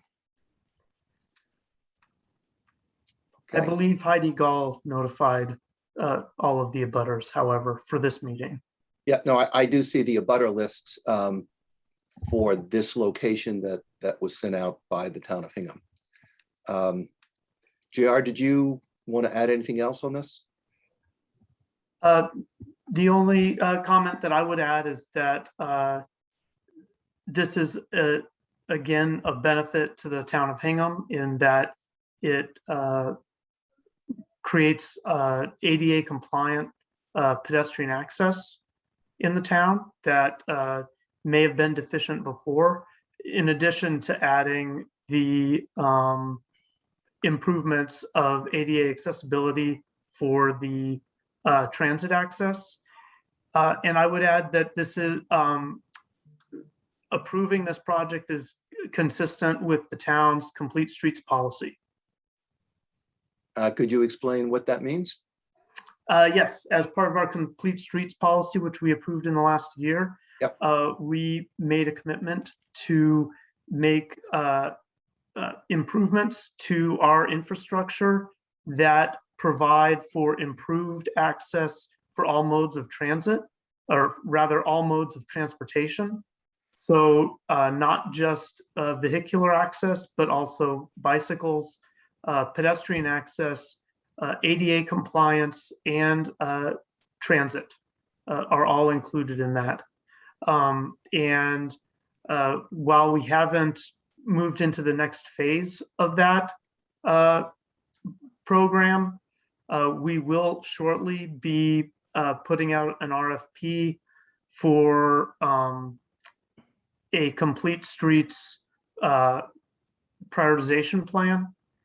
And once that prioritization plan is in place, we will begin applying for grants to make other similar types of improvements that are identified by the citizens of Hingham as priorities. And I just add to that, Hingham has an active commission on disabilities, and one of the things that they have been focusing on is promoting transit options for persons with disabilities. And so this is one of their priorities, and it is one of the town's priorities. So this is something that I'm glad to see that we are addressing, or that the MBTA is addressing. Liz Klein, do you have any questions on this particular bus stop? I agree with what you're saying, Joe. Certainly, this is a priority to make the bus stops ADA compliant. So I appreciate the MBTA's work on this. Just to confirm, this is an existing bus stop, right? And it is not, there's no change in the bus stop or the bus route. Correct. Okay, thank you. Before I give it to Bill, one question I should have asked. Is there any impact on drainage, JR? The way the water flows through the road in a storm situation that would be affected by what's being proposed? So because of how they've designed their curbing, and they've retained the inlet access for the catch basins, drainage will not be impacted. Great, Thank you. Bill Ramsey. Yeah, thank you. My one question is, am I right that the bus stops right beyond the intersection? It stops right here, right before the intersection. Right So before, right. okay. Mhm, Okay, so the improvements would be made right there. mhm. The improvements are on both sides of the road, actually. On Oh, both yes, sides. I'm sorry. There is a ramp on both sides, but the stop is in just before Weston Road. Great, thank you. Could you explain why there are improvements on both sides if the bus stop is only on one side? Sure. So typically when you're making ADA compliant improvements to curb ramps, you're obligated to make have it mirrored at the other side of the street. So if you're improving an intersection, you typically end up improving all four corners. In this instance, there are just two corners. Yep, got it. Okay, I'm going to ask for public comment. I see Diane DiNapoli has her hand raised. You can unmute Should yourself. I keep sharing or should I turn this off? Or if we're focusing on this, so I think it's helpful to keep this this up. Sure. So Diane, if you could just give your name and address and your comment or question. Sure, thanks. Diane DiNapoli, 16 Gardner Street. I am the current chair of the Hingham Commission on Disability, so thank you very much. This looks like a really worthwhile project. My question was more, Joe, it's just sort of an operational question. When jobs like this are being discussed or anything to do with ADA improvements, is it possible that the commission gets an email regarding these proposed changes? They should. I think you're right. I mean, in this case, since this is not a town-sponsored project, I understand that there was certainly no requirement for the MBTA to notify you, but we can make sure that when we do get notified, that we forward that on to you. That's an excellent point. Great, Joe, thank you so much. And one other quick question for the MBA engineer. If this is approved and it moves forward, when might we see these changes? And have you had any challenges getting paint or other materials for projects like this? Yeah, so this project, if it were approved, we would anticipate construction in spring of 2022. Yes, we've had significant supply chain issues, mostly actually related to radial curb. So in this instance, the curb that wraps around the corners, it's basically unavailable right now and not available until hopefully in the spring. We have had some success getting pavement marking paint, but again, we have a significant, we have a specific contractor and we do a lot of painting with bus lanes and bus boxes. So we might not be a kind of a typical client. I think they probably prioritize us. Great, thank you very much. Sure. Any other comments or questions by members of the public on the Central Street proposed work by the MBTA? I am not seeing any other hands raised. Tom or Michelle or Art, have we received any comments from neighbors or abutters or residents about the Central Street proposed work? Not that I've seen for this project, no.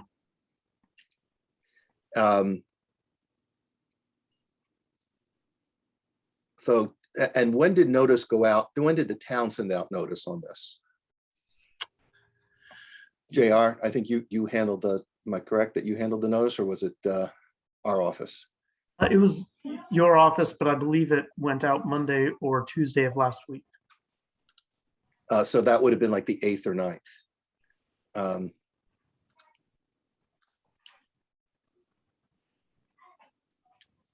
Okay, so we've not had any comments from neighbors or butters, so I think we can move on to the second location, which is being proposed.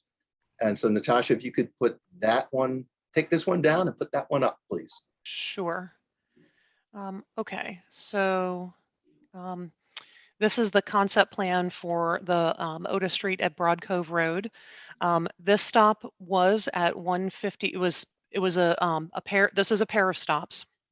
They were located at 153 and 154 Otis Street, which is about, I measured it, about 500 feet away from here, up Otis Street.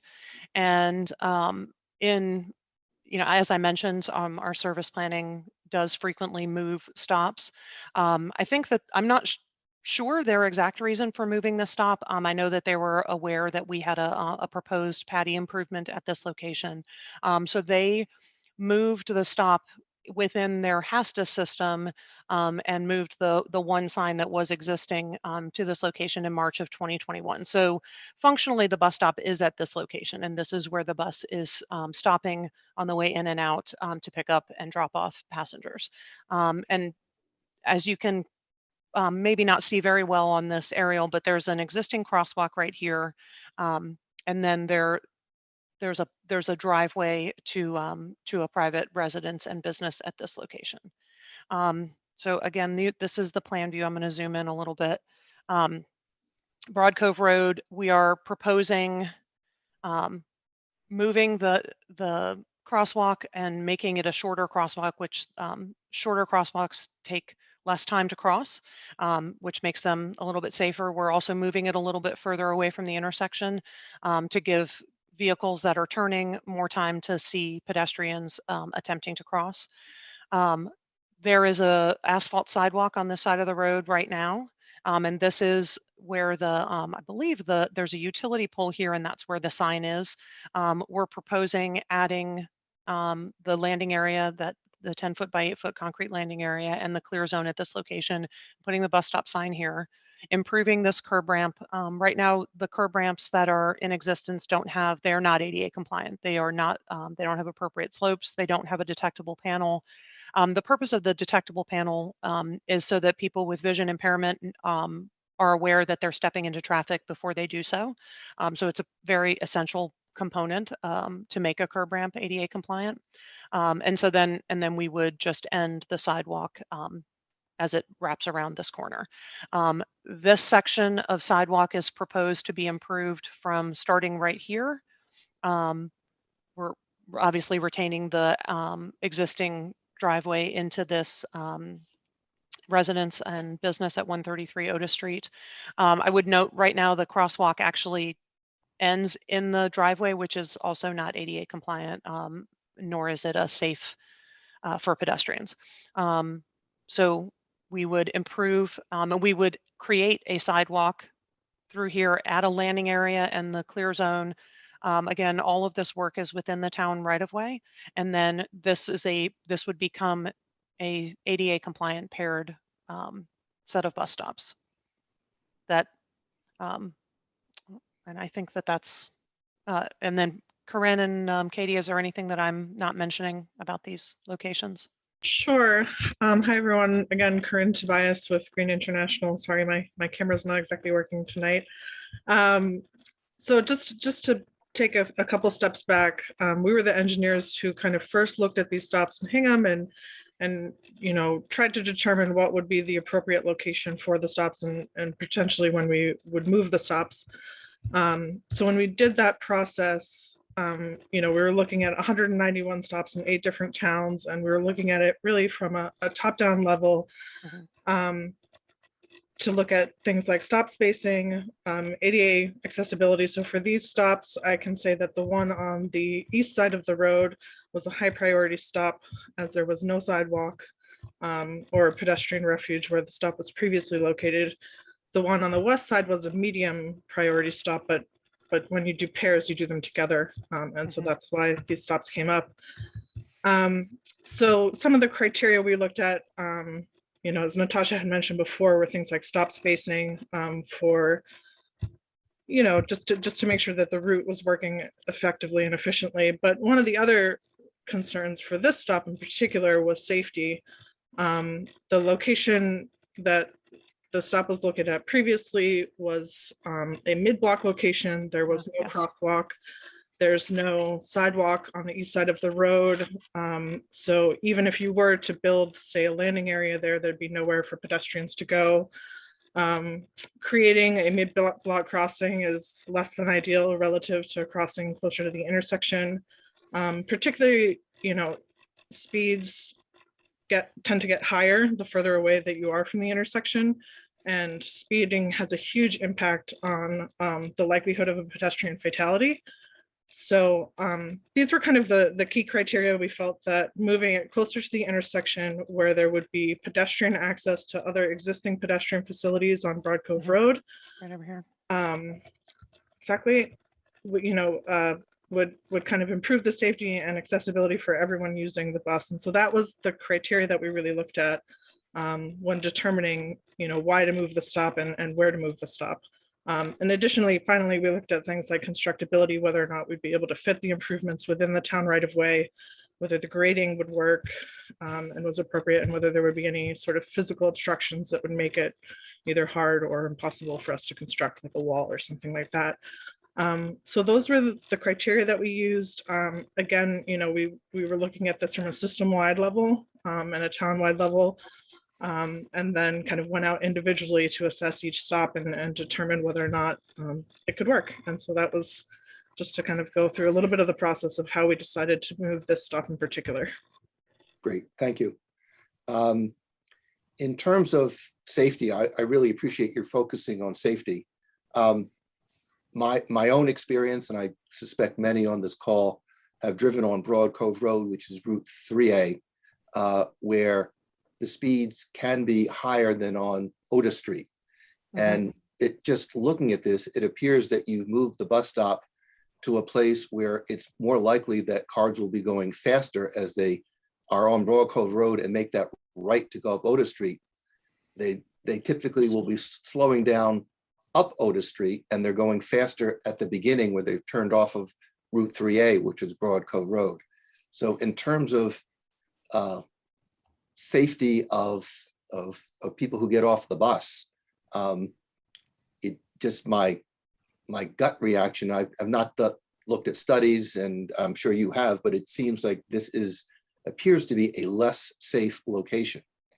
Have you looked at vehicle speeds on Broad Cove Road and how they enter onto Otis Street? Sorry. No, go ahead. I'll say that we did not have specific speed data that was collected in those locations, but generally speaking, it's kind of standard industry practice that mid-block crossings are less desirable because they're unexpected for drivers. They tend to not be looking out for pedestrians in those locations. And also, understanding that the speeds tend to be higher on Broad Cove Road, you still have to slow down somewhat to take the actual turn. And so at that location, you really don't. But I understand what's typical. Yeah, I think we also look at stopping sight distances coming off of, when someone is making that turn. Safety is actually of paramount importance to the MBTA, and of course the safety of our riders. And our riders are also pedestrians either on their way to the bus stop or once they get off the stop. So we have to try and balance both of those things. Could you go back to the prior slide on this one, the first one? Right. So my understanding is that the current sign for the bus is not on Otis Street. It's actually on Otis Hill Road, which is now to the left. And over here? Yes, that is where the sign, the MBTA sign is currently. And I'm just wondering if an assessment was made about moving the stop from Otis Hill Road over to Otis Street, because the sign is, and I believe JR has the pictures of the sign, and it's right on Otis Hill Road. Yeah, I'm not sure why the stop would be on Otis Hill Road. We do have a crew that works for the sign shop that does go out and relocate signs. And that's done under the purview of service planning. So I would have to confirm that with them. But when you look, if you look on Google, which is all of our bus stops are Google located, and latitude and longitude in our HASTA system, which is what the operators use to determine where they're supposed to stop, so that the bus knows actually, where the stop is supposed to be. Right. The stops are located right here. I guess I was under the impression that the sign was on one of these utility poles over here and not over here, but So was I, but okay. JR, if maybe you can just comment on that.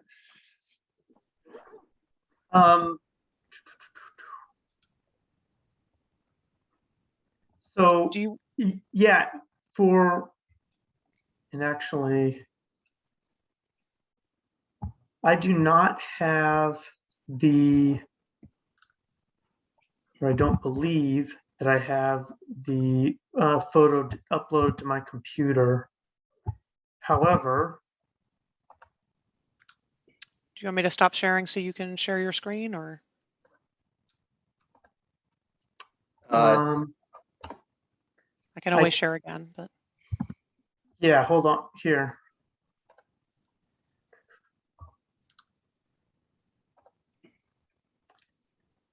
You can see it here, and it's not really on Otis Hill. It's certainly not on Otis. It's really facing Broad Cove. It's right there on this utility Okay. pole here. It's definitely in the wrong place. I'm wondering and how people know where to get the bus. Okay. I think, that was a question that was brought up to me, and my initial thought was that for people who don't know where the 220 bus runs, and for people who don't regularly use it, they might go onto the MBTA's website and find the how do I get there? They'll use the how do I get there tool, and that tool will tell them the accurate location of the stop. And so I think that's how they're finding it. But again, that is a little bit of a presumption on my part. And I will also just note that we very frequently get information from the public that our bus stop signs are in the wrong place, and then we go out and shift them. So I appreciate you flagging that for us. We can certainly move it. And we appreciate you moving the signs to where they should be. Thank you. Sure. And actually, I will take one moment just to indicate at least one of the problems with the bus stop location at 154 and why it was going to be a challenge. And I believe that the concern would have been that retaining wall, and the construction of the landing area may have resulted in undermining the foundation of that wall, which would have either caused a lot more restoration effort or increased the cost of the work significantly. It's also a little more difficult to hit your slope in this location because you are on a slope.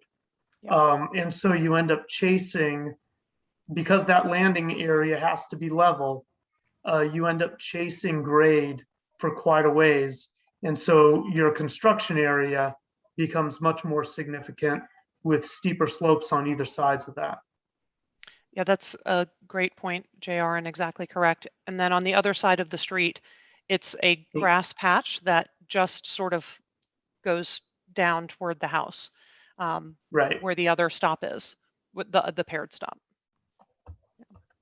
Over there. Yeah. Yep. So those are the issue, some of the issues with that particular location. Great, thank you. Liz Klein, do you have any questions or comments on this request? So just want to thank you for going through all of that. Just want to confirm that based on where the actual bus stop is versus where the sign is, that the correct abutters have been notified. Oh, you're muted, Natasha. Yep. I'm sorry, I just saw that. Yeah, so we notified the abutters who own 139 Otis Street. I believe they live actually at 133 Otis Street and own both parcels. And then we notified the abutter across the street at 1 Otis Hill Place, 1 Otis Hill Street. And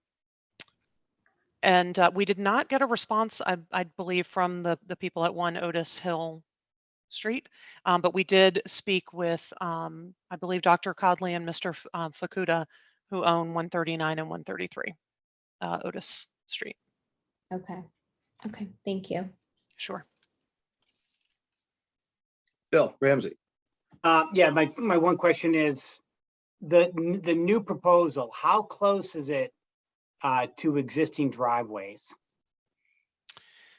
So the existing driveway there isn't a driveway on the one Otis Hill side. It's just sidewalk.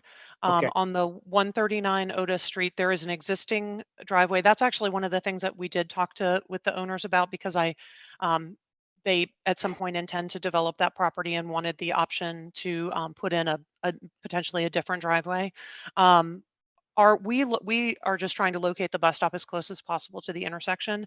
However, as far as the MBTA is concerned, the bus stop can slide, 20 feet one direction or the other, and the only thing we care about is whether or not the bus can get both wheels parallel up to the curb, so that the clear zone and the landing area are parallel to the stop. And so what I conveyed to them is when they're doing their development of their lot, if they come up with a design that would impact the bus stop, their developer could move the bus stop. That would just require approval from the town. I'm just more concerned about sight lines, and I have an MBTA stop directly in front of my house, and I'm always concerned about sight lines and seeing pedestrians leave, remove from the bus, get on the sidewalk and walk. It's always just a concern. I'm curious to see how close it was. I'll probably go out there this weekend and take a look at it. Thank you. Okay. I can share my screen again if you want me to. I thought JR's screen was pretty helpful, the JR. Okay. Jay, could you pull yours up? Yeah. The concern is, cars exit the driveway, the bus leaves after dropping its passengers, cars exit the driveway, and then pedestrians are right there. And it just sometimes creates a safety concern, but. So it's right. Oh, so it's right there.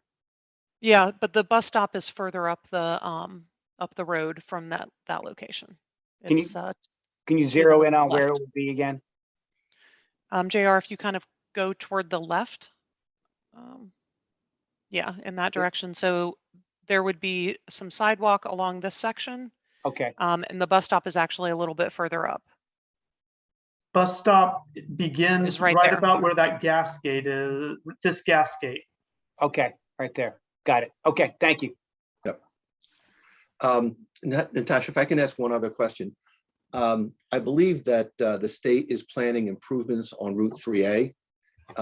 And I'm wondering if you have looked at those improvements and considered whether or not putting the bus stop on Route 3A would be an appropriate consideration for the MBTA.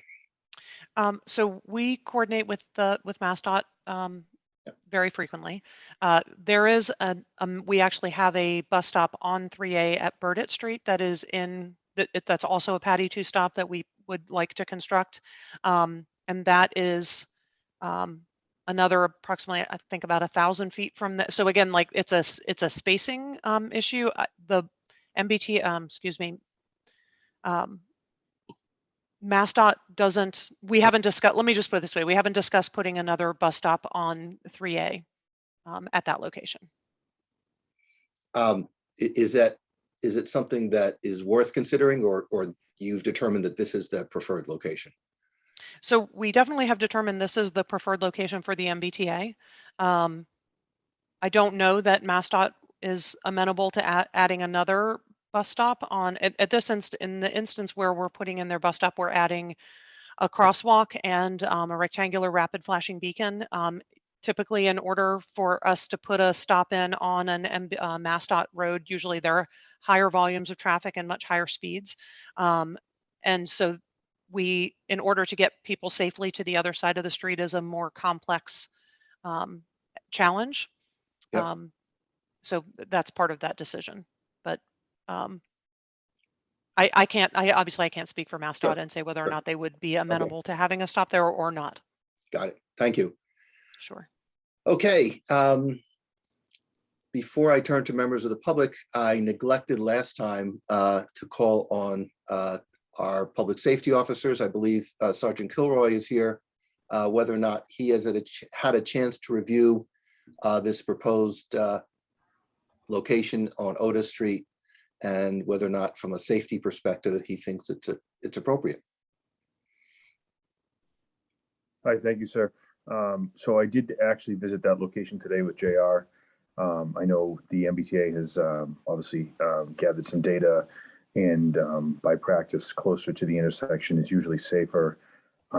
This situation here is kind of a little more unique, you know, because you have people coming off Route 3A and their speeds are actually, it's supposed to be a 25, but they're cooking right along, usually right around. That's right.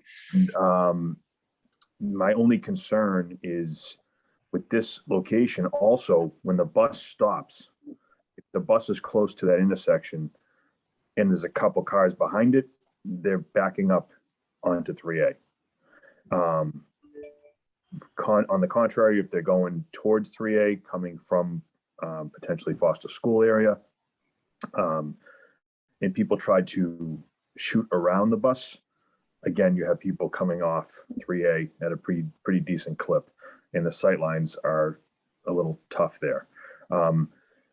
So in this situation, I know that normally closer to the intersection is better, but my preference would be further back.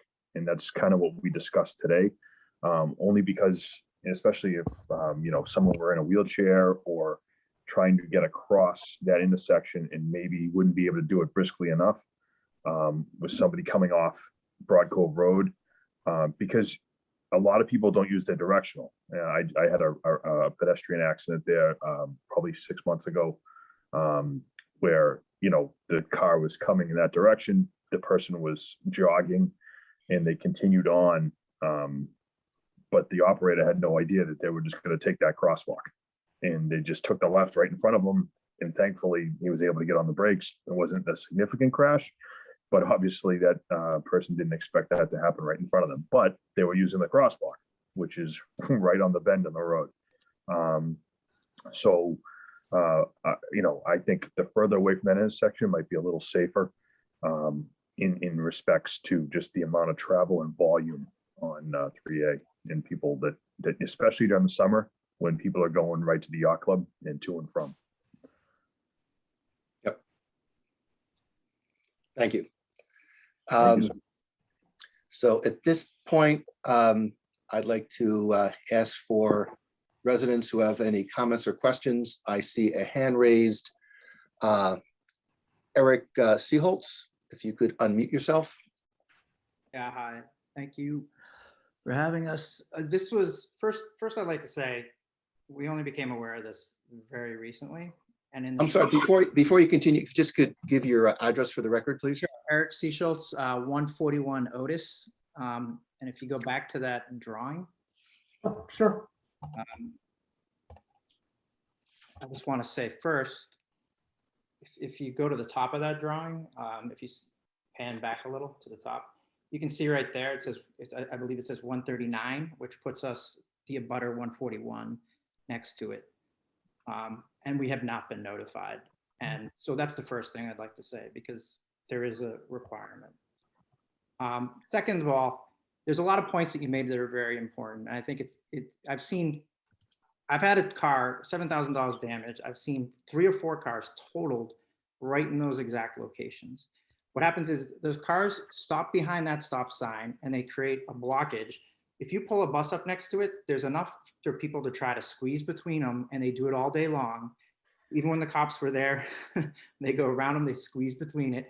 And depending upon the speed, someone is going to walk between those cars and those buses, and someone is going to get seriously injured. I am 100% certain there was an accident there yesterday where a car was 2 cars were totaled, and I'm sure the police officer knows this. You guys may have been there yesterday, just yesterday.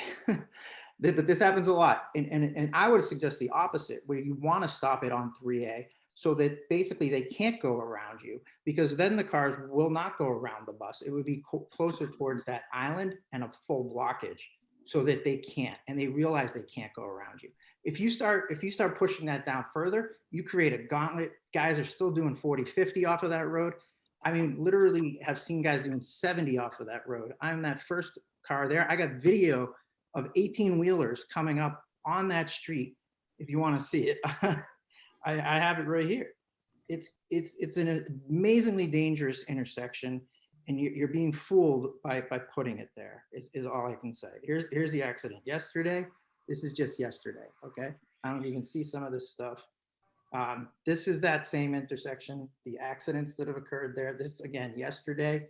I mean, you can't make up like a worse place to put this stop. It should not be there. If you say the cost is too much out on 3A, the cost of being sued by someone down the road is going to be significantly more, significantly, not even close. The danger here is unbelievable. I think there needs to be a lot more time, a lot more assessment, as you mentioned, how high are the speeds coming off of that road. If they're saying that the top of the road is too dangerous or too costly to build there, I would say that that's not necessarily true. And I'd like to be able to do my own civil engineering and have it done and assessed. The other part is up at Governor Long, there's a portion up there where the bus was also, which was recently taken out. So what's happened is and can I ask one of the MBTA riders, do they know how many people in our community want the bus? Because we've started a petition where we've already gathered 30 to 40 signatures of people who don't want the bus in our neighborhood. We have this. So this documentation, and we just started. We can get 90% of the people. So I want to ask the MBTA, do they know how many people get on in that location? So at this point, you're free to give comments on the application. And to the extent that there are questions, I'll be directing the questions to the MBTA. And so we can make due inquiry as appropriate. Sure. Any other comments on this proposed location? Yeah, where exactly? Do we know the exact Stop, location? stop. Because the other thing is we've heard different things, and there's notification of 133, there's notification of 139, there's pieces of it that has been moved. And so like from that perspective, again, and that bus stop used to be out on 3A. There was where you're pointing to it now. And all this occurred recently as I'm saying that there wasn't enough ridership and they took stops out. So they decided to take stops out. And now this looks like a classic, not in my backyard. It's easier in your backyard. So let's put it in your backyard, but it's way more dangerous. And I guarantee you someone will get injured seriously. Thank you. One second. I see Patrice, someone named Patrice with their hand up. I will call you next, but you can stop waving. I got it that you want to speak. Is there anyone?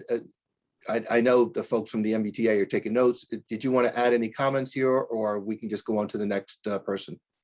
Natasha, was there something you wanted to add at this point? Do you want me to address comments as we go, or do you want me to wait to the end?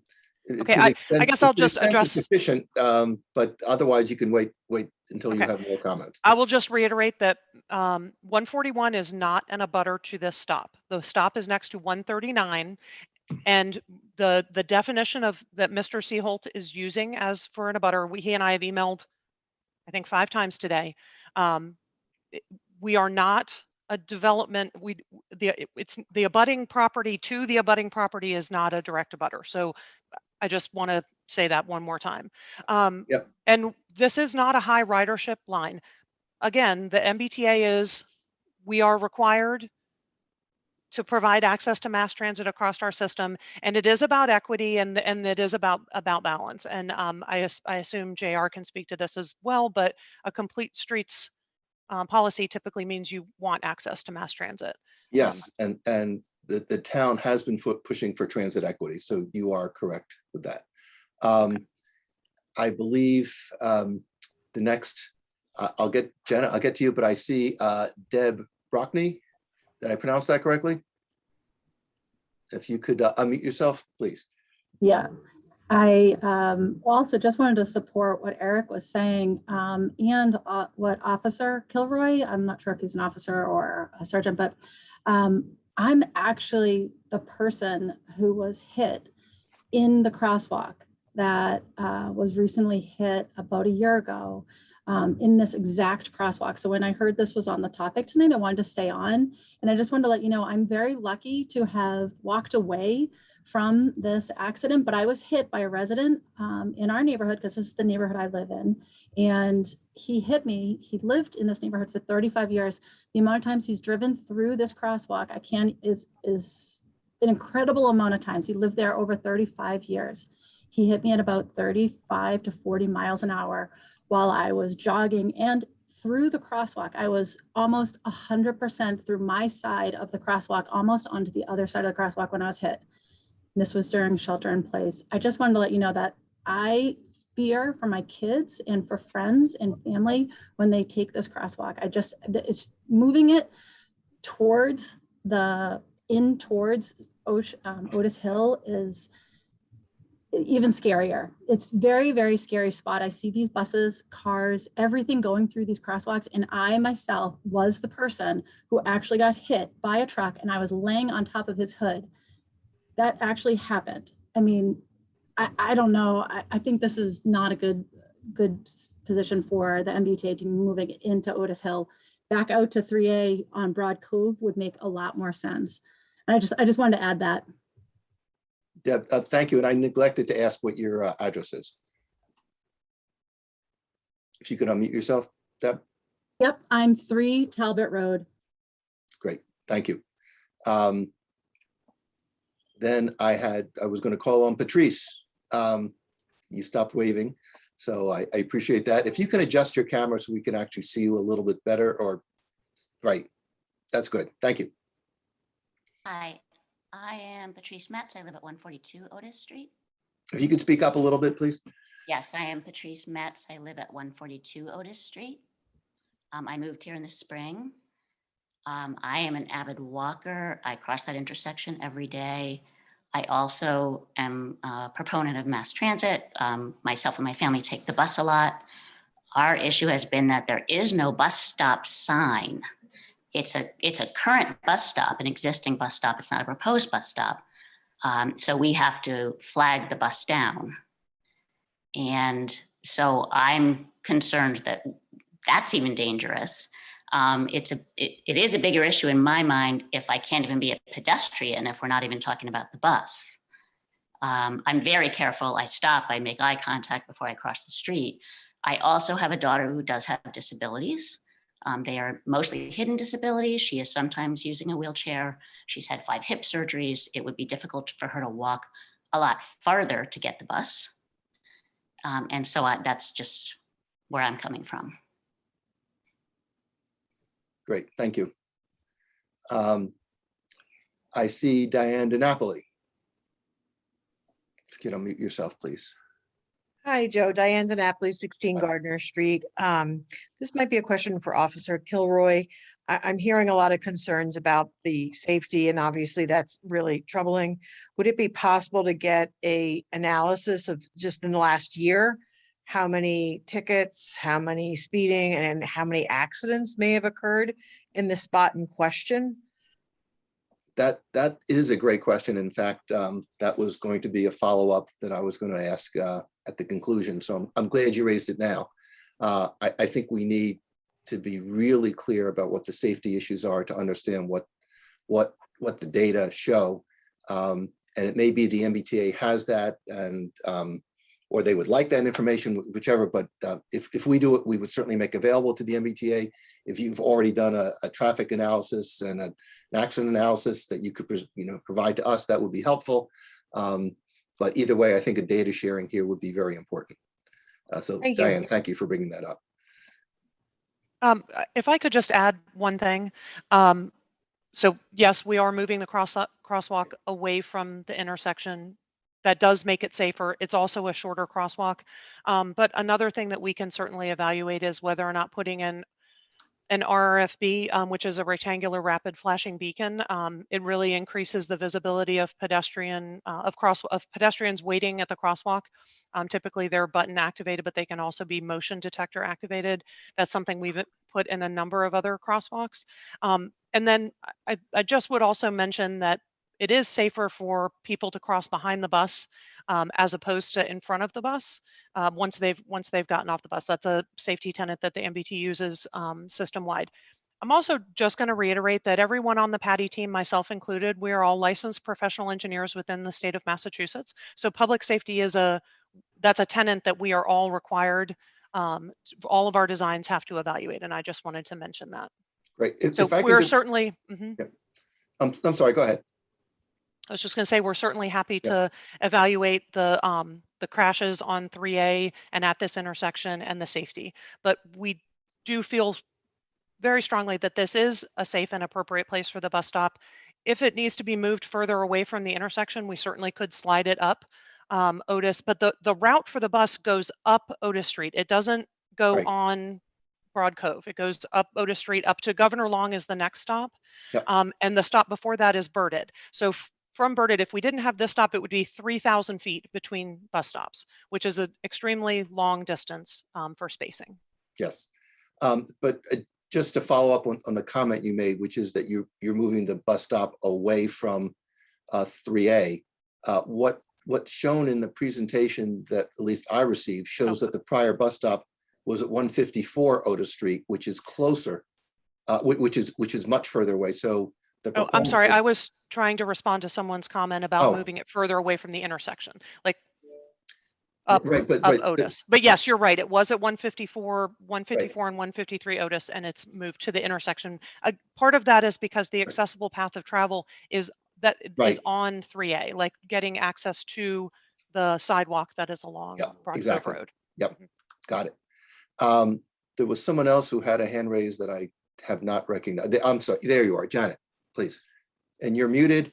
And after you unmute yourself, you'll give us your name and address. Okay, I'm Janet Codley at 133 Otis Street and 139 Otis Street. My husband and I have owned the property of 133 since 1990 and 139 since 1996.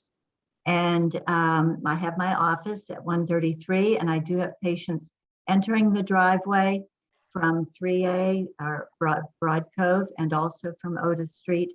And I constantly have to warn them about making the turn off 3A onto Otis Street into the office about it being so dangerous. And it has been dangerous. Even back in the early 1990s, I had to call the MBTA and ask them to please have the buses signal that they're bearing right so that people coming out my driveway would realize that the bus is coming right up past them, and they zoom past. The buses are just as bad as regular, other transportation. They don't slow down. And as far as Miss Vance, when I talked with you a year ago, you made it seem like this was an accomplished situation, that I had no alternatives, that the town already approved this. And now I realize that this wasn't approved. And I think that you were being unfair at the time we talked. I asked you to come out and take a look at the situation and how dangerous the intersection was. And you said because of COVID, you weren't making trips out, you weren't doing on-site visits. Well, this is after the situation where you can come out. And I think it would really behoove you to realize how busy that intersection is. Not only that, but how dangerous the sidewalks are.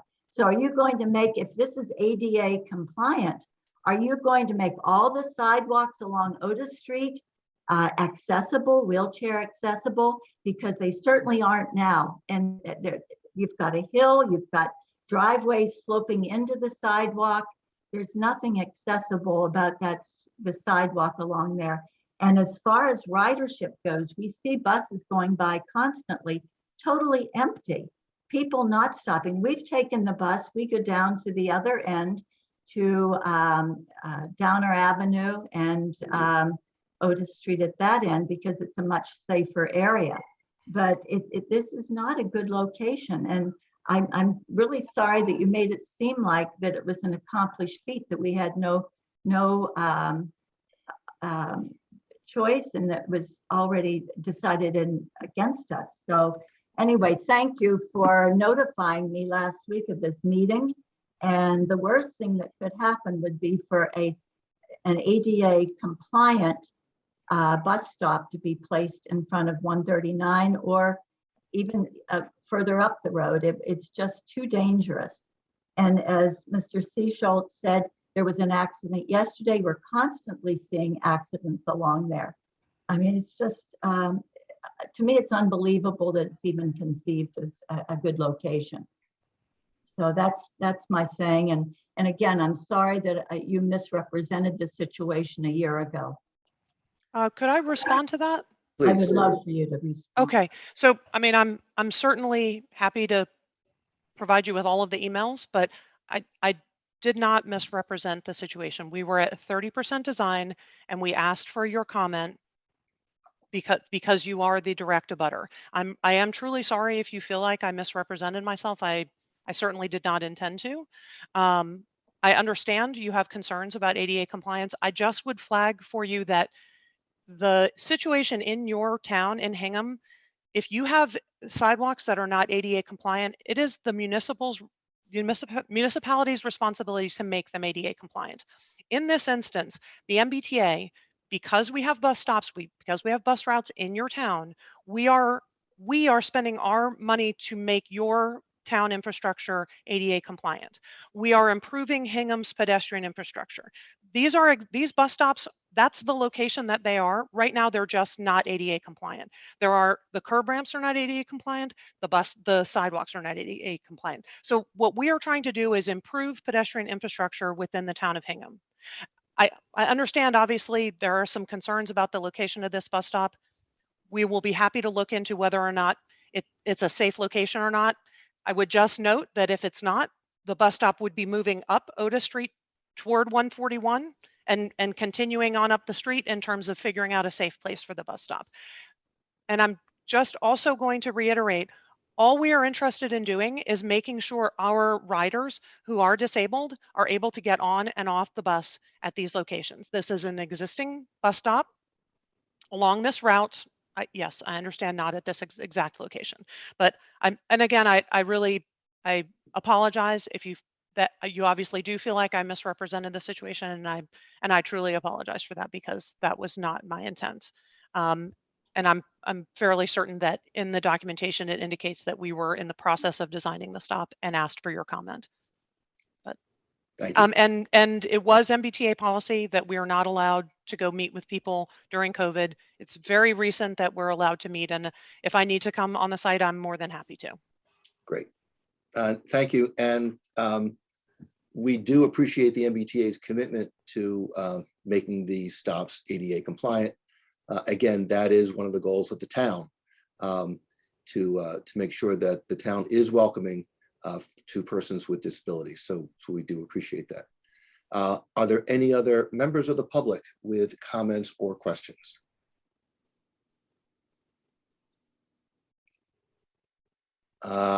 Eric, you have your hands raised again. Did you have something in addition that you wanted to address? Yeah, the part that she says that the distance isn't so great, but there's also across from Governor Long, there's space there. There's also down on 3A where it's a double lane so people can get by. So there's definitely solutions. I don't think it's been researched and I don't think it's been discussed. And I think this was pretty hastily put together. I think one person back in September was notified, and that was it. And so, and I still say if the stop ends at 139, why am I at 141 not in the butter? Can someone explain that to me as a legal person? So this is not going to be the forum to have a debate about what the MBTA's legal obligation is. Yeah. Okay. And so you're certainly welcome to pursue that. As far as the town is concerned, we made sure that notice did go out to you as well as to other folks on Otis Street. And it's our intention to keep the residents informed. Are there any other comments or questions?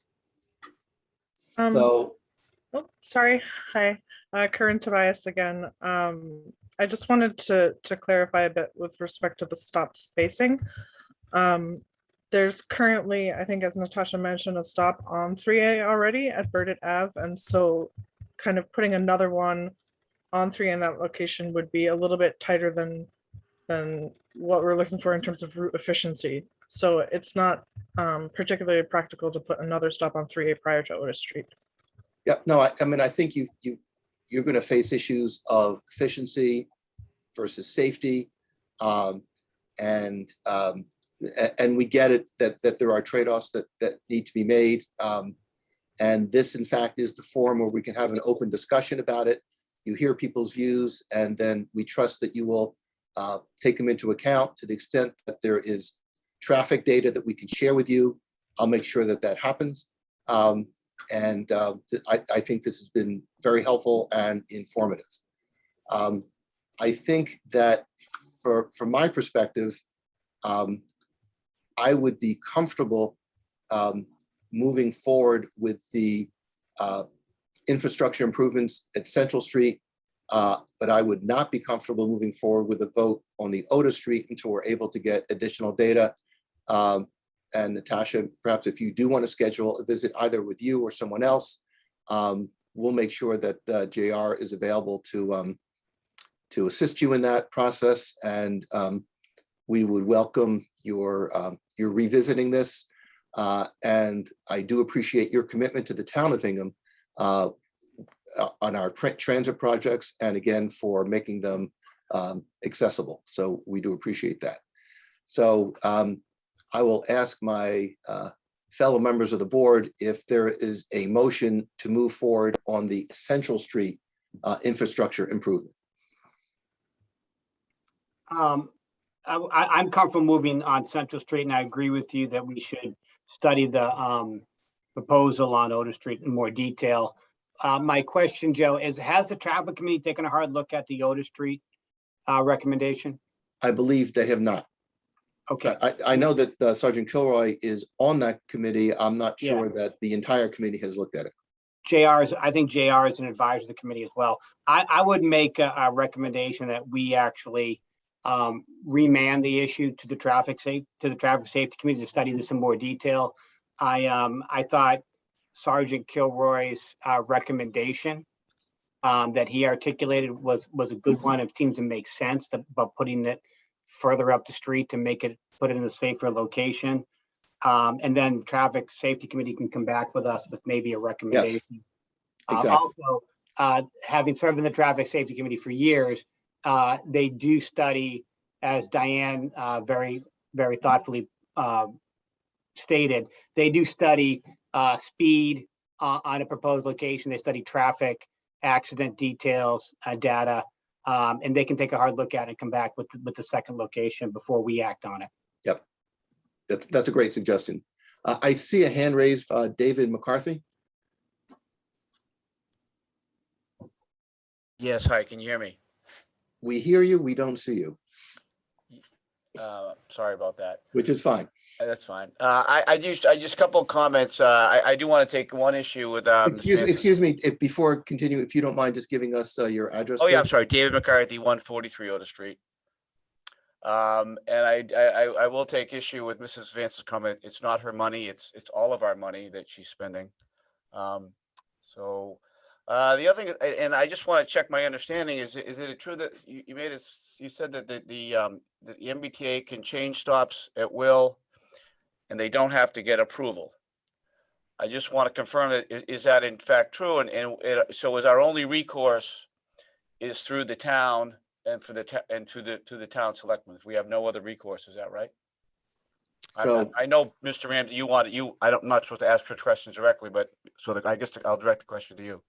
So I think the response, and Natasha, you can correct me if I'm wrong, is that the reason that the MBTA is coming to the town is for the work that is going to be on town property with respect to making these stops ADA compliant. But in terms of, for example, if there was no ADA compliance going on, that it would be up to the MBTA where their bus stops would be stopping, and that would not be a town issue. Is that correct? So correct. We can locate our stops wherever is appropriate for route efficiency. Again, that's not my department, that's service planning. My role is this project.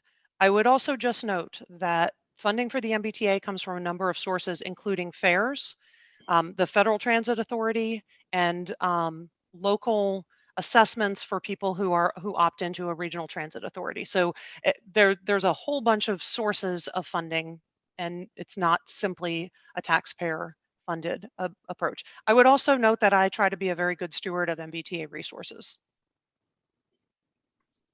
Thank you.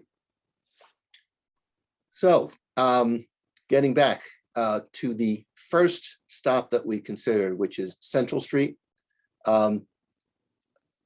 Liz and Bill, are you comfortable moving forward with that infrastructure improvement project, which is for a bus stop, which is unchanged in location? I am. Can I just ask a question maybe to Sergeant Kilroy? Are there any traffic concerns with that stop, or any safety concerns been raised on the Central Street? No, ma'am, there's no issues there, and no issues with that location, plenty of clearance. Okay, great, thank you. Thank you, ma'am. So is that an affirmative that you're prepared to move forward? I am comfortable moving forward. Okay, so I will take a motion on the Central Street infrastructure improvement. I think I'm up, so I'll make the motion. I'll make a motion to approve the petition from the Massachusetts Department of Transportation to install MBTA bus system infrastructure improvements to improve accessibility on Central Street in the vicinity of Weston Road. This approval is subject to the stipulations of the Hingham Department of Public Works as outlined in the letter dated November 2nd, 2021. Second. Been moved and second, a roll call vote. Bill? Aye. Liz? Aye. And Joe Fisher, aye. So that is approved. With respect to the proposed infrastructure improvements on Otis Street, I'm not prepared to accept the motion on that at this point. I think, Bill, your suggestion is a good one, that it needs to be referred to the traffic committee for further analysis. And I would encourage that group share data with Natasha Vance or whoever she designates, so that there is a shared understanding of what the concerns are and that they can be addressed by the MBTA appropriately. Could I just ask, how often does the Traffic Commission meet, and like what is the typical process for that? I can answer that. I served on that committee. They typically meet once a month. I'm not sure what day of the month it is. Sergeant Kilroy is the chief of police is technically the chair of the committee. Over years, it's been delegated to the traffic sergeant, which is currently who is currently Sergeant Kilroy. It's composed of members of our community as well as JR, the town engineer, is an advisor to the committee. So Sergeant Kilroy or JR can advise you as to the next meeting. And also, I'm going to ask, because I know they do this anyway, but they will also advise abutters to the meeting date as well. Okay, great. Thank you. Thank you, and thank you for attending our meeting. Thanks for having me. We appreciate it. Thank you. Good night. Good night. We are going to move on our agenda. I know it's after 9, but we've got some important work to do. Next item on our agenda is a review of proposed changes, updates to the town financial policy. Is George, Bob and George are both here. So which one of you will take the lead to walk us through this item?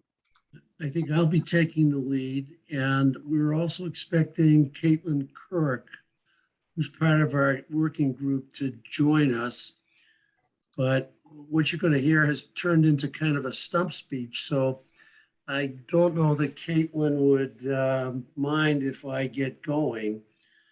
Tonight, we're basically trying to give you an overview of the changes that have been proposed. We have kind of iteration 7.3.2.1 of the document, which I know Michelle is ready to queue up. I'm not going to try to look at all of the stylistic changes where we change a Board of Selectmen to Select Board and that sort of thing, or we're basically doing a little wordsmithing, but I'm going to try to focus on the major things. And I guess I would like to know from you, Joe, whether you want to hold questions until the end, or whether you want to kind of weigh in on a subject by subject. My expectation here is that we would do questions at the end because many of the topics you cover are interrelated. Okay, good. That makes sense to me. Well, let me dive in then. And Michelle, if you could share your screen with the document that I sent you, which is probably iteration 5 of the AdCom financial policy. And it's had the input of the school committee meeting we had with the school committee on this financial policy last night, inserted by way of comments. So, and we just finished at the AdCom spending about an hour and a half discussing these financial policy issues. I'm hoping we can do it more efficiently, not before a 15-person body to ask questions. In any event, the changes in many ways were prompted by the experience of the pandemic, which, if there ever was a stress test of the town's financial policy, that was it. So, for example, in the bullet points that you're seeing in the preamble to the financial policy, we have added language about providing guidance for the use of town financial resources in emergency circumstances. And if you could scroll down, Michelle. Probably the first major change comes to the concept of total annual expenditures, or TAE. Traditionally, in the financial policy, TAE has included the budget amounts of the enterprise funds, which until last year were really only the sewer department and the South Shore Country Club. With the addition of the water company, that would bring the budget totals of the 3 enterprise funds to over $15 million. And to include those sums in TAE has an impact on the reserves, the unassigned fund balance that the town would maintain. So that traditionally we have targeted a range of 16 to 20% of TAE to be kept in unassigned fund balance. If you raise the denominator by $15 million, you're talking about tying up more than $4 million or so of town fund balance that might be put to better use than being kept in a reserve. I will observe at this point that all of these changes were run by the town's capital market advisors, and we asked them to pay specific attention to the concept of taking the enterprise monies out of TAE, and they thought that that was perfectly appropriate to do, especially since those enterprise funds would be or should be establishing reserves of their own. I know that's the case with the water company and believe it's the case with the sewer department. And the South Shore Country Club, of course, is a weather-dependent business, but its budget is the smallest of the 3 enterprise funds. So that is the first major change. If you could scroll down, Michelle, to section 2 on the next page. We thought it would be beneficial to add this cautionary statement to the financial policy that deals with the forecast process. We know that annual growth historically has not come in at 2%, at least in recent years, especially with respect to the education budget. Nevertheless, for forecasting purposes and for sound reasons, especially comparison of year-to-year expenditures, expenditures generally are forecast at a 2% annual growth rate. Two significant tools were developed that are on your website: the forecast sensitivity model and the financial planning model, which basically allows anyone that wants to fine-tune the forecast to specific percentages of budget increase. They can do that with those tools, and they can actually determine the tax levy impact with those tools. So we thought it would be beneficial to make that information available generally in the financial policy. So if we could go now to section 7.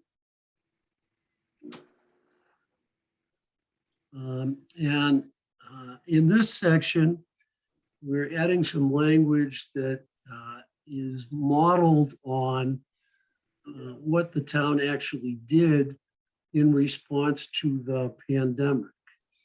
So we're saying that under emergency circumstances, and we had originally thought we would give examples, but the giving of examples seemed to be provoking more discussion about the examples than any benefit to be derived from the examples. And I think tonight we decided to delete the examples and just leave it at under emergency circumstances, which would impact the town's operations and resources.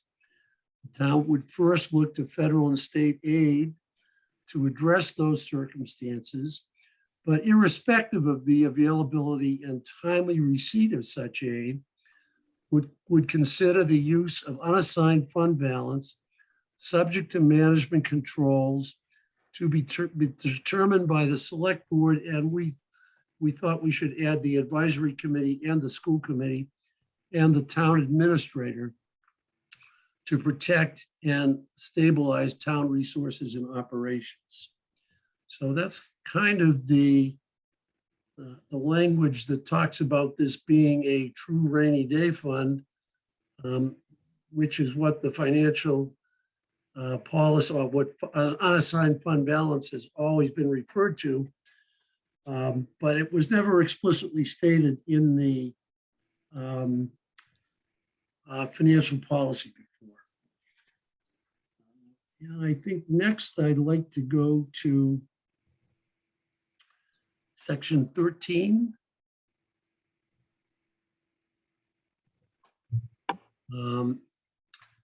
And in actually this, the former financial policy actually had the word emergent in it, which most of us thought was a typo for emergency.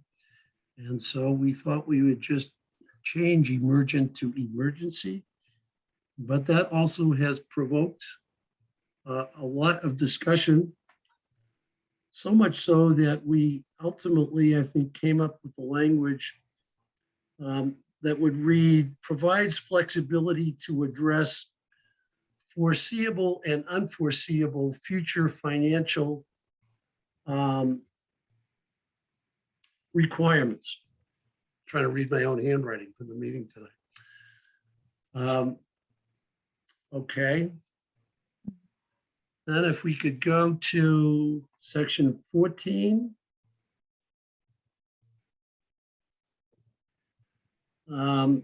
That paragraph has been in the financial policy for a long time. And we thought, to the extent that unused levy capacity was reduced or eliminated, that people should recognize that that basically increases the base. and effectively results in a year-over-year tax increase for folks. So that was the reason for that language. We could go to paragraph 18.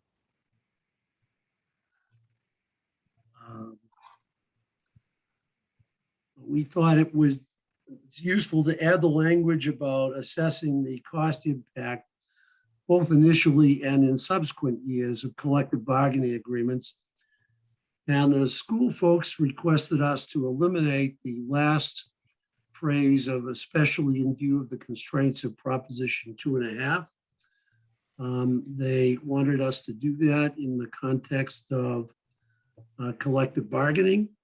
And we thought actually that the municipal departments would probably be in agreement with the elimination of that language. The impact of Proposition 2.5 is permeates the financial policy. So it's something that should be known to everyone. Paragraph 19 is somewhat forward-looking in that we are expecting great things from the Sustainable Budget Task Force. And so we thought it would be beneficial to include language about review and implementation as appropriate of the report of the Sustainable Budget Task Force. 20 is something that the AdCom has talked about for many years about trying to make part of our financial policy the assessment of opportunities for the generation of new revenues. 21 adds some explicit recognition of the potential for an override, along with a statement that an operational override results in a permanent tax increase. And the language should actually read, therefore, consideration and careful study should be given to all financial management tools and options to ensure an operational override is the optimal solution. Okay. And if we go to the capital outlay sections,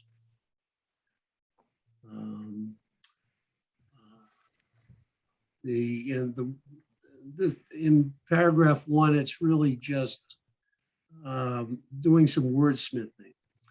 Paragraph 2 is not new.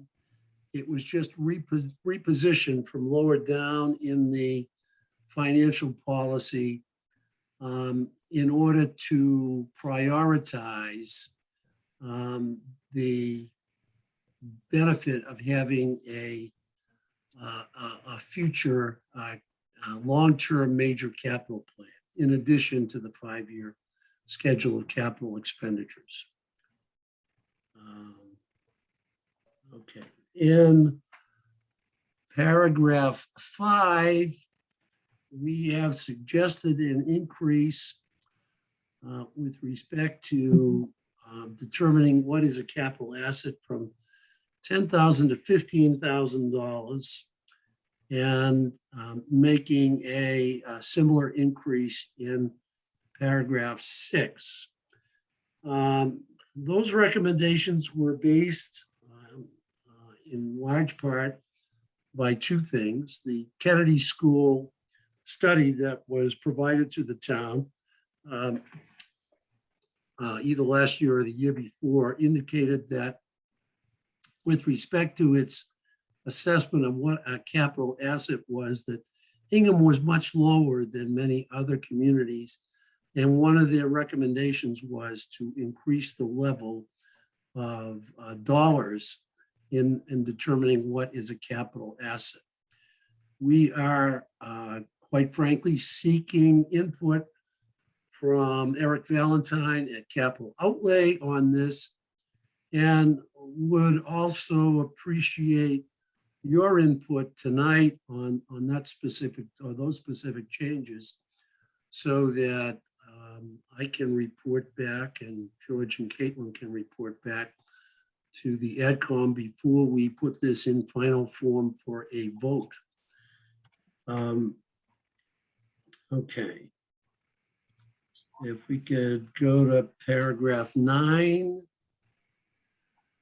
Again, this is mostly wordsmithing to make language about maintenance versus capital, hopefully a little more clear, because, and to provide at least some statement of a general principle that some expenditures that people might debate, well, is this maintenance or is this capital, need to be viewed closely. So for example, if you put a new engine in a truck that extends the life of the truck for 10 years, isn't it really a capital investment? Or the same thing with a roof on a building.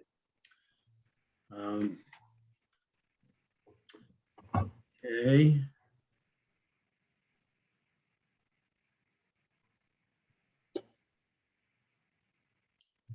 We could go to paragraph 13. This paragraph also has provoked considerable discussion, and is a paragraph on which we again would appreciate your input this evening.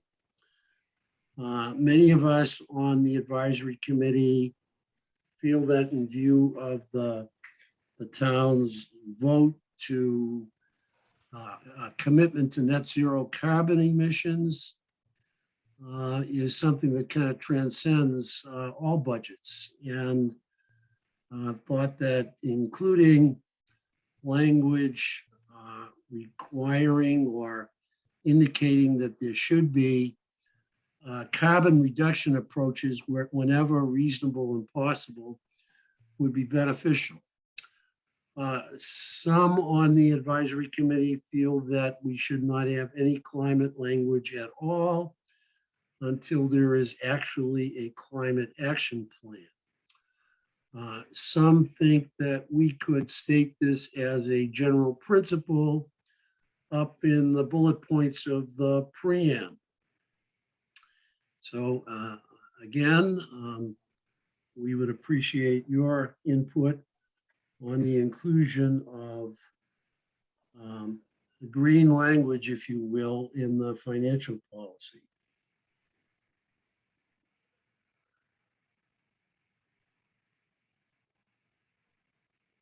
Now, in going to paragraph 9 under debt service, I don't know how many times people on various advisory committees have reviewed this, but I looked at it this year and I kind of said, what's a capital exclusion? I think we've always referred to it as a debt exclusion, and I think we're going to change the language to debt exclusion. I know Sue Nickerson agrees with that. The other change in paragraph 9 is to reflect that when a capital investment is made, that there should be given an increase to property taxes. And the school committee brought up that it also should be considered whether the capital investment is going to offset expenses. So for example, when solar panels are installed on the roof of a school, what's the energy offset in terms of saved electrical expense? We decided at the AdCom tonight just to not put in or to offset expenses, but to put in the word net increase in that particular section.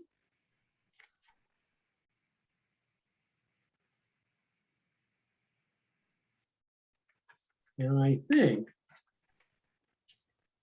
George and Caitlin, correct me if I am wrong, but I think I have hit the major substantive areas in which we are proposing a change in the financial policy. So I'd ask my colleagues, George or Caitlin, if they want to weigh in on anything that I just had to say. I think you did a great job of hitting all of the highlights of our hour-and-a-half long discussion this evening, which is, I will point out, this was not the first time that we had a discussion of this policy. So I'm satisfied, and we can throw it open to questions from the select board. Same here. Thank you, Bob. Thanks, Caitlin. Thanks, George. We spent a lot of hours on this. And it shows. So thank you.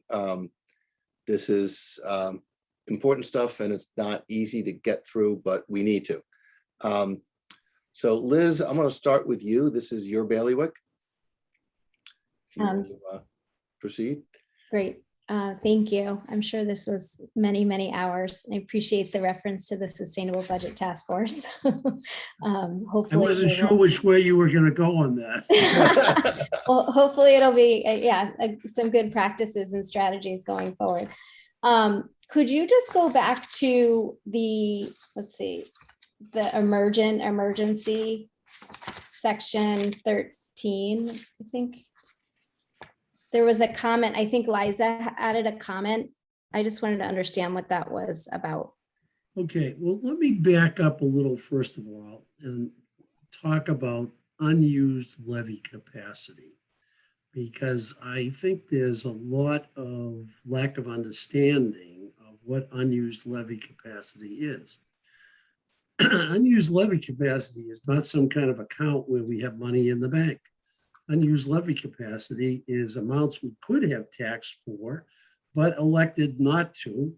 And that was done a number of select boards ago to indicate to the taxpayers of Hingham that we were interested in saving them taxes where possible, and that an effort was being made to do that. And the unused levy capacity remained just like that for many, many years until it was decided to be used for targeted tax relief for seniors who own property in Hingham. And I think some of that was used last year. But I know it became somewhat murky because of the pandemic and because of the application process that was involved. The word emergent, in particularly Liza O'Reilly's, a very thoughtful commentator on financial policies view, indicated to her that, for example, when the school was seeing a need for adding personnel, that was emerging, or that I suppose some other expense was emerging in the town that wasn't necessarily an emergency, that was something that unused levy could be used. But of course, unused tax levy is something that is subject to your determination on a year-by-year basis. If you decide to use the full 2.5 tax capabilities of the town, that's within your prerogative.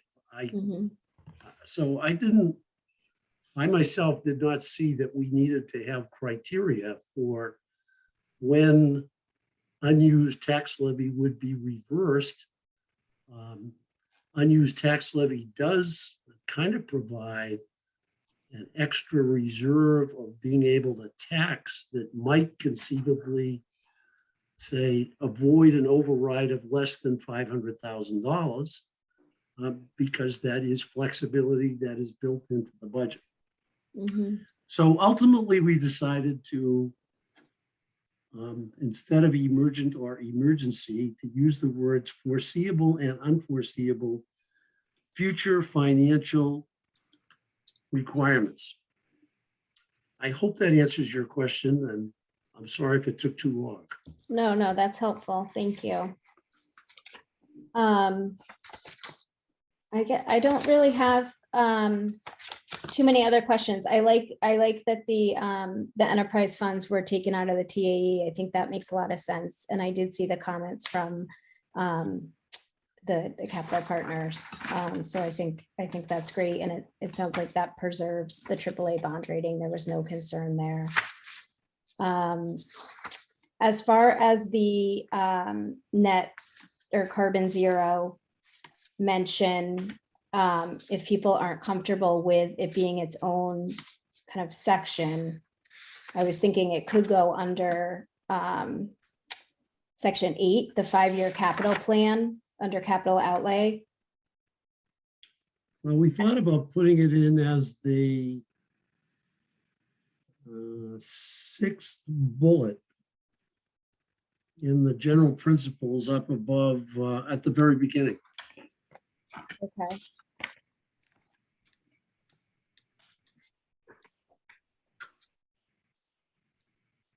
One, two, three, four, maybe the 5th bullet. Okay.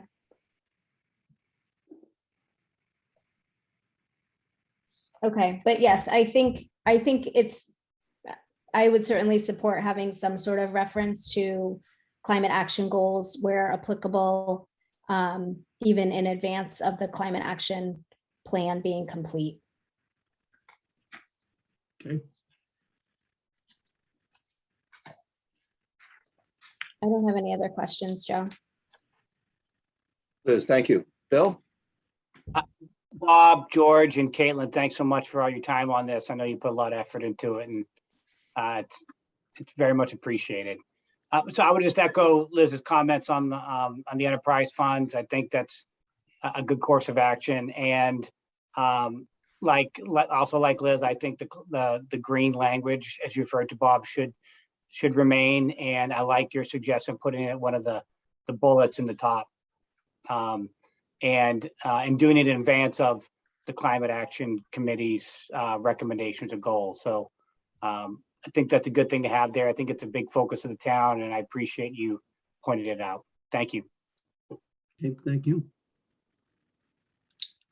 Great.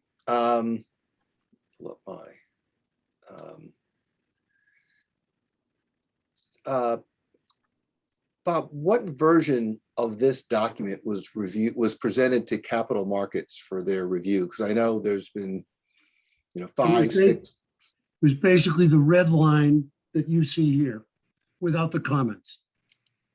Okay, so they've seen really all the substantive changes that are being proposed. Yes, that's correct. And did they have an opinion about whether or not anything here could potentially impact the town's AAA bond rating? I think that they have felt this year, as in previous years, that the kind of financial policies that the town of Hingham has are quite supportive of the town's AAA bond rating. Right. And we retained the language about maintaining the AAA bond rating, and certainly the highest bond rating possible. Right, I understand that's the goal, but was there any language in here that was troubling them and that could, No, they would be concerned about having an impact on our AAA bond rating? no, there was none. Okay, great.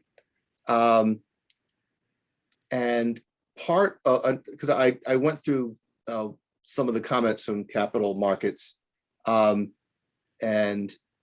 their assumption was, and I think you pointed out, that the water company and the sewer company would each be self-supporting and have separately accounted for fund balances. Do you know, do they in fact have adequate fund balances? The water company, sewer, and I agree, I'm less concerned about the country club. Hang on 2 seconds. So Joe, when you say adequate, you mean, do they have 16 or 20% of their total budget? So I mean, whatever capital markets meant, because that's their language.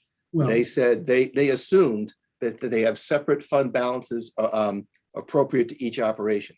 in looking, And I just want to make sure that whatever they assumed is in fact accurate. And Bob, where I'm going with that is to the extent that there are issues with the fund balances for the enterprise funds, would the rating companies sort of collapse everything and view it on a consolidated basis? And then we'd be back to the same situation. Well, it's, even though you've diminished the denominator in that calculation, they're going to add it back up when they do the consolidation. in looking at to answer your first question. Yep. In looking at last year's warrant under the budget for the Weir River water system, there is a figure of $2.3 million that is reported as revenue budgeted surplus. And that is basically their reserve. Okay.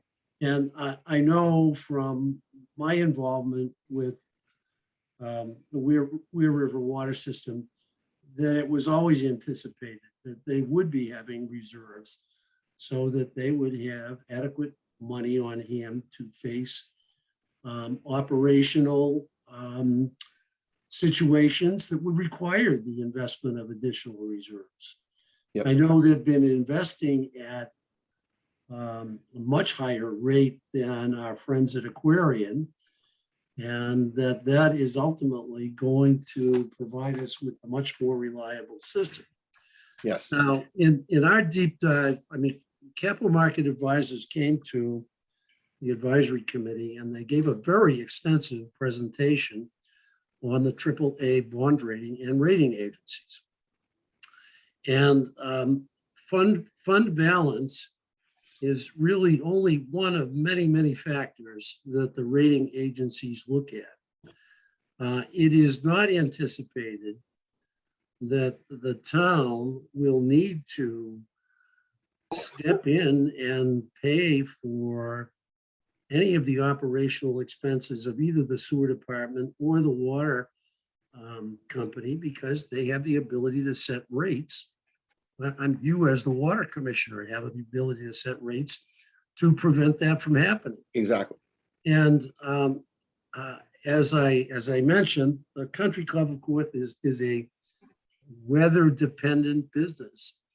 I understand it has done quite well in the pandemic because golf was a great outdoor sport for people to get involved in. So I think they are going to actually show a surplus this year, but they have many challenges, I think, as we will see in April. Yep. Does Hingham Light Plant factor into this at all? They're not an enterprise fund, but are they part of the review of town finances that goes into the rating process?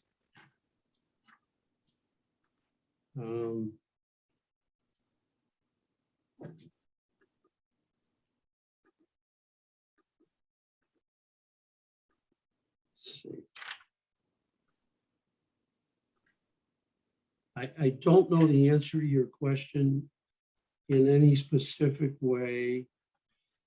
I am trying to look to see if the light department budget even shows up in. It doesn't. At least I looked and I couldn't find it. So I just didn't know where it factored in. I think they're regarded as their own separate operating entity.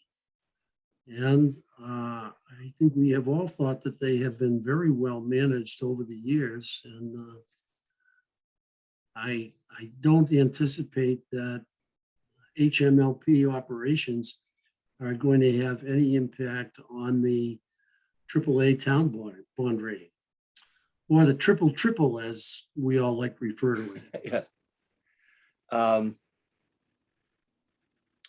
If I could just add to that, Sure. Joe, I believe that's true. And in the last rating agency calls that we've had over the last 2 years, and particularly with the water purchase, that HMLP operations and financials have not been questions from the rating agencies to the town. Yeah, I mean, it sort of was implicit in the documents that I've seen, but I just wanted to be clear on it. And moving on to the document, just so we remember, what was voted on at the annual town meeting last spring, that was Article 14, which is the climate action. I'm just going to read it. It says the vote was the town vote to establish a climate action planning committee charged with establishing a climate action plan, which will evaluate a wide range of carbon emission reduction strategies and propose measures within the town of Hingham to achieve a zero sum of carbon emissions produced and taken out of the atmosphere, net zero, by the year 2040 or another target deemed feasible. So I think that's a charge that town meeting has given us. And I agree it belongs in the financial policy. And I also agree with the suggestions of my fellow board members that I'd like to see it up at the top as one of the bullet points. I think that's that would be the best place for it. Okay. What is the how do we just ask this? What's the useful life of the financial policy? How often are these documents typically revised? The financial policy is reviewed every 3 years. And I mean, the process we followed this year is the AdCom appointed a working group, myself, George, and Caitlin. We had several meetings and came up with a draft. I think at least 2 drafts were presented to the AdCom before we started distributing it outside the AdCom. We wanted the input of the school committee that we got last night. We wanted your input. And I do believe your board typically votes on the financial policy as well. So I think we would ultimately be trying to take all of this input, put it in a final document that the AdCom would then vote on, and then your board could weigh in as you deem fit. Yep, no, that makes sense. One of the reasons I was asking for how frequently this is reviewed, I'm looking at the items under financial management, the 3rd bullet point, the new language, which begins with the cautionary statement. There are references here that are very specific. For example, to appearing on the town website. 5 years ago, who knows what it would be referred to. The way technology is evolving. I don't even know what it's going to be 3 to 5 years from now. Whether you want to make it that specific or simply available, made available by the select board through whatever medium we are currently using at the time.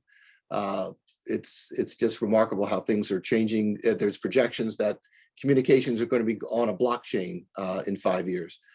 So I'm not overly concerned. I just want to make sure that we're not dependent on a particular technology, because I think the principles here last beyond 3 to 5 years. I think they've served the town well, and I don't want to be caught up on minor things like where we need to have it on our webpage when in fact it may evolve to something different. And you talk specifically about the forecast sensitivity model and the financial planning model. Are those sort of long-term tools that are available, or tools that we currently use and might evolve into something else? I know that John Asher and Jim Taylor put a lot of work into those to make them as reasonably accurate as they could. I would have to imagine that they would need to perhaps have some updating from John and Jim, or perhaps others as time goes on. The debate at the AdCom that actually provoked this language was between those people who felt that we should actually forecast based on historical rates of growth. Yep. As opposed to the forecast format that we have very briefly described here, which has benefited the town over the years and has allowed for year-to-year comparison that is useful in financial planning. So this cautionary statement is somewhat of a compromise between the different portions of the AdCom in that debate. Yep. All I'm suggesting is that there may be other analytical tools that evolve that we may wind up depending on. Sure. Yep. And 3 years from now, this may entirely change. Yep. And there's nothing that says we can't update Oh, it right. within the 3 years, right? Yes. Yep. Not trying to make more work for you, but if it was a simple update of a website or a tool or a link to a tool. This is my last year, Liz. This is his last year, exactly. He's not here, so really happy we appointed her. he's not here, so technically, I think it will make it more work for John Asher. Caitlin is going to be carrying the torch. There you go, Yes. Caitlin, run. Caitlin. And one other question, bear with me.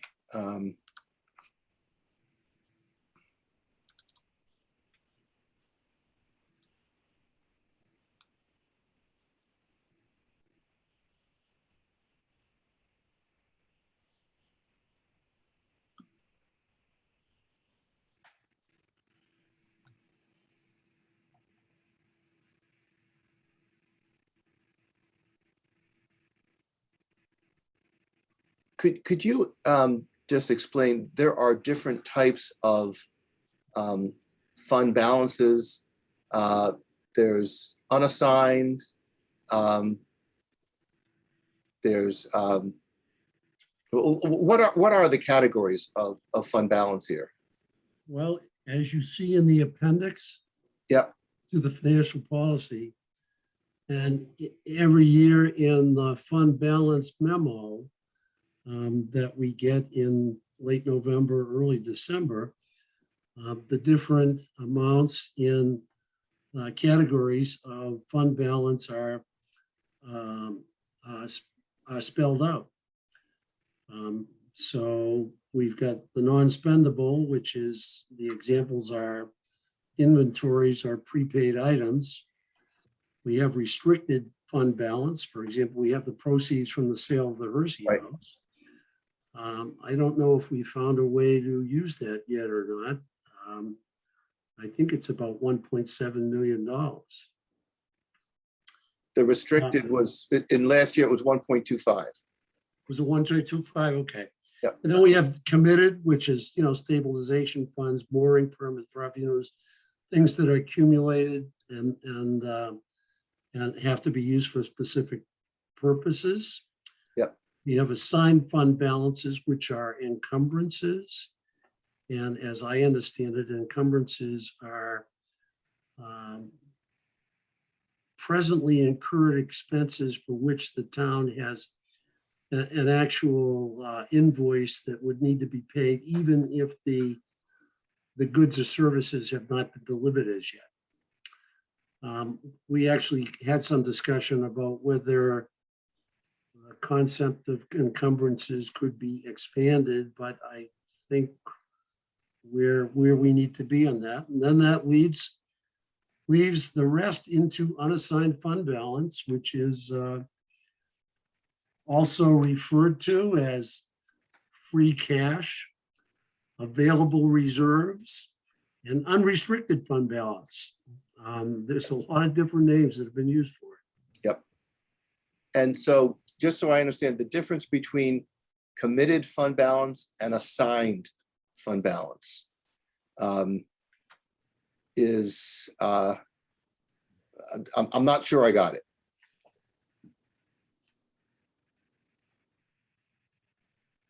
Well, I think, for example, things like stabilization funds, mooring permit revenues, those are accumulated funds that the town has. Right. That we may not pay out, for example, until we do our 10-year dredging project. Okay. But I think they reside in fund balance as a matter of accounting. And as always, on anything of this nature, I would defer to Sue Nickerson, who is a town treasurer and resource. And, you know, I think every year she kind of gives us the explanations you're asking about.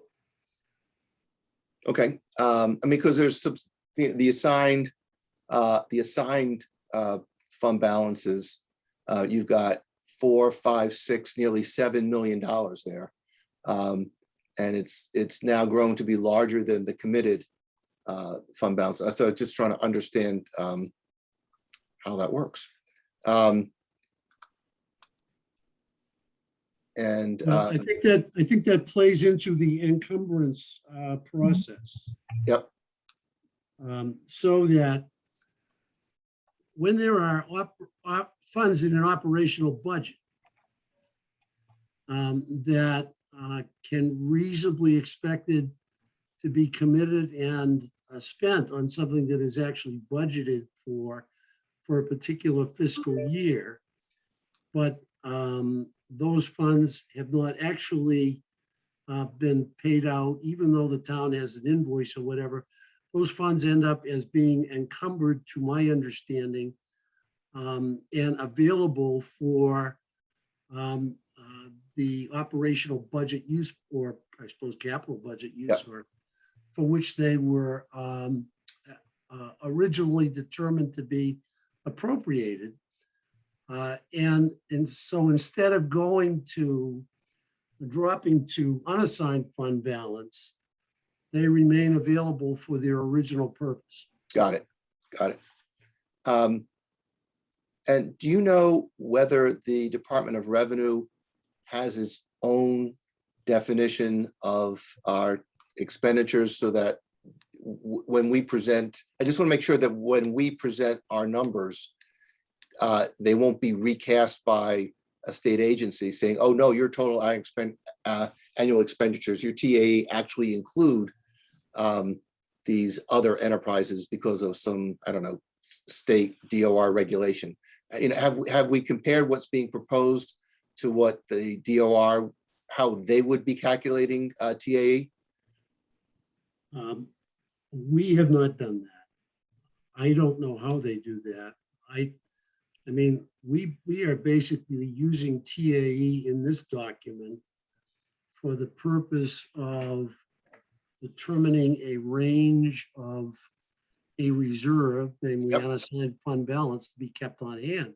Yep. And I don't believe that the DOR has any requirement that the town of Hingham or any other municipality keep reserves in that range.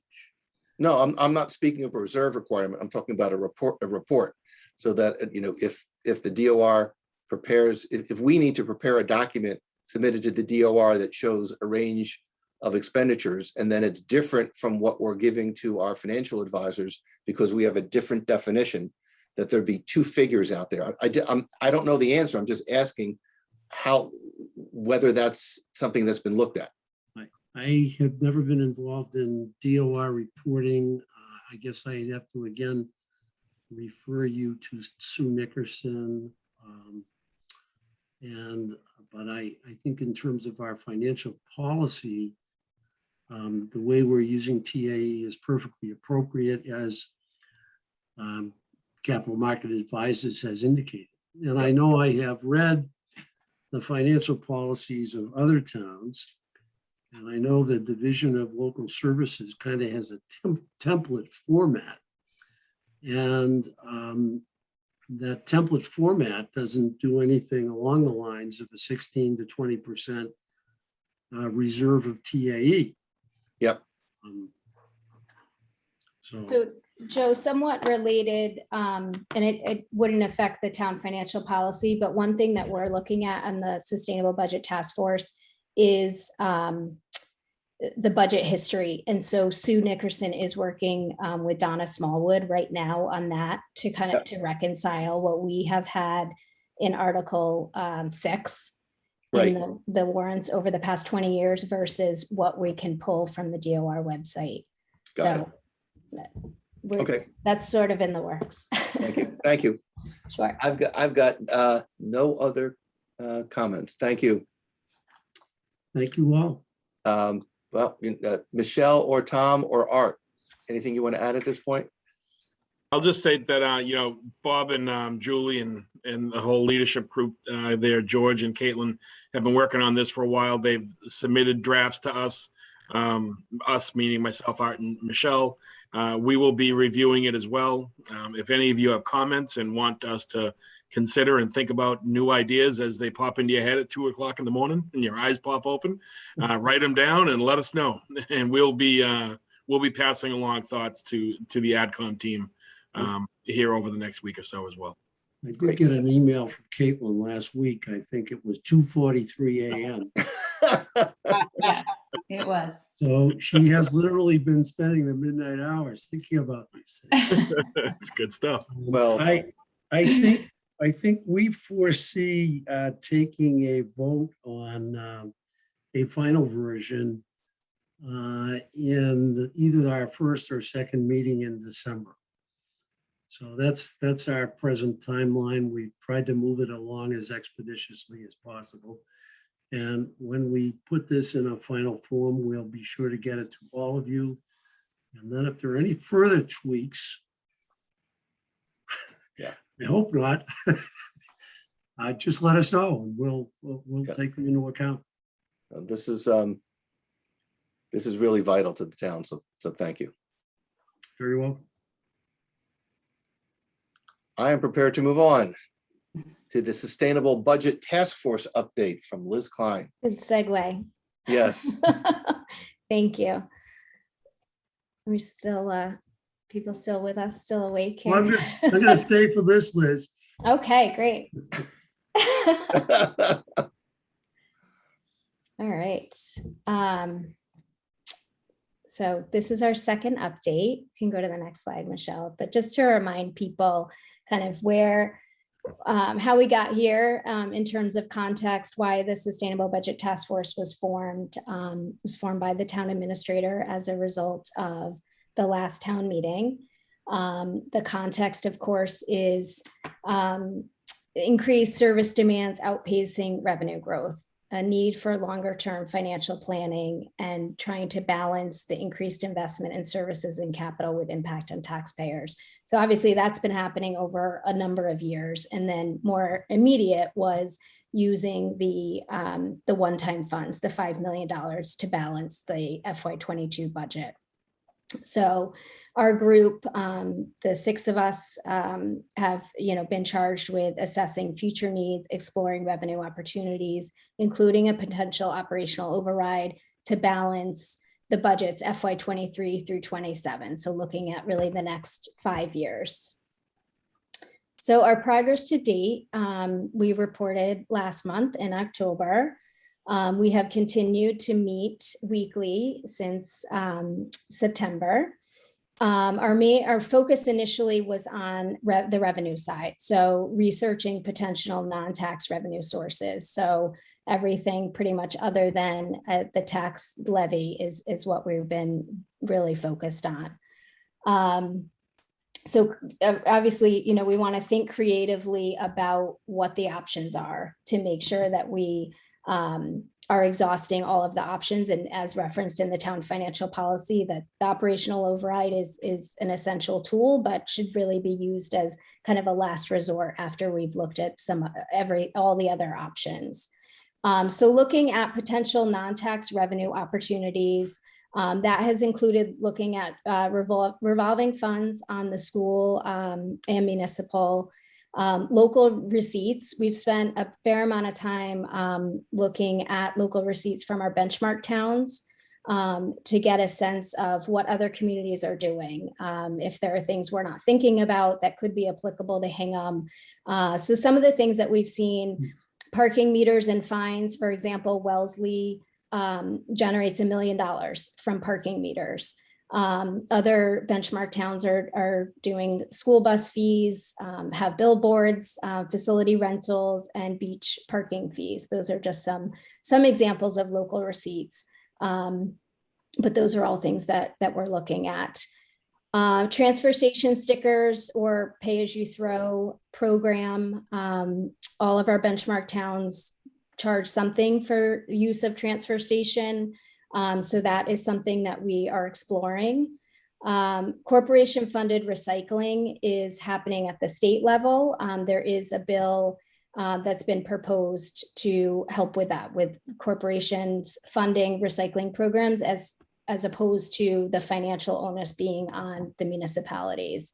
So that's something we're following.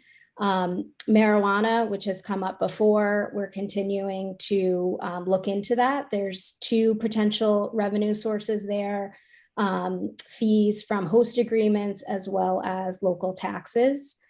Short-term occupancy tax, this refers to like an Airbnb tax, which the HGIC actually has a study group looking at. So we're in close contact and communication with them. Solar arrays and wind energy, looking at any potential revenue source there. Dr. Maestas has been helpful in that. He has experience doing solar arrays in Plymouth. So we've looked at that as well as followed up with Laura Burns. Another thing, real estate purchase fee on buyers, that is a piece of feedback that actually came in through our feedback form from a resident, which essentially would be a percentage fee that a buyer, a new buyer to Hingham would pay. So it would act similar to a meals tax in terms of that money could be then used for capital projects. So that we thought was a creative, interesting idea that's certainly on our radar. And then the disposition of real estate, we're conducting a GIS analysis of what the town owns and what could possibly make sense to sell as a revenue source. I think previously mentioned the Harvard Kennedy School group has helped us with the study on capital projects.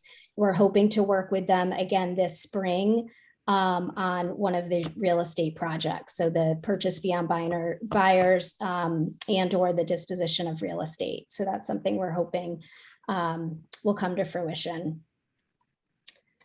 Okay, so we'll continue to do that research on non-tax revenue sources. The main takeaway from all of that is there's more research to be done. I foresee our group making recommendations about which ones to, perhaps put together a study group or continue the research, but none of them are immediate fixes or even short-term, significant sources of revenue. So that's kind of the main, I think, takeaway there. Sorry, Michelle. Oh, sorry, I jumped the gun. No, that's okay. So looking at, in addition to the non-tax revenue sources, the factors contributing to an unbalanced budget. So exactly. So how did we get here? Kind of short term, we know that in FY 21-22, lost revenue due to the pandemic, large increase in personnel to meet service demands and recover from COVID. And then sort of the longer term, we know that expenditures have been outpacing revenue and demand for services for quite some time. Obviously, we're limited by Prop 2.5. So if our budget is increasing greater than 2.5, we're obviously going to run into a problem at some point. And personnel costs, we have seen issues with recruiting and retention in general. And of course, this is a very competitive market right now. So that certainly has added to those issues and continuing to drive up the personnel costs. And then inflation. we're, you know, seeing that, and certainly that has been exacerbated by COVID as well. All right. So what we're also looking at benchmark data for all departments. So performance metrics as well as salary comps. And we reviewed last week kind of the strategy for how we're doing salary, the wage classification, and we'll be focusing this week on how the school is doing that too. And then looking at FY23 budget projections, we will continue to refine this as we know what those requests are and what those growth numbers will be.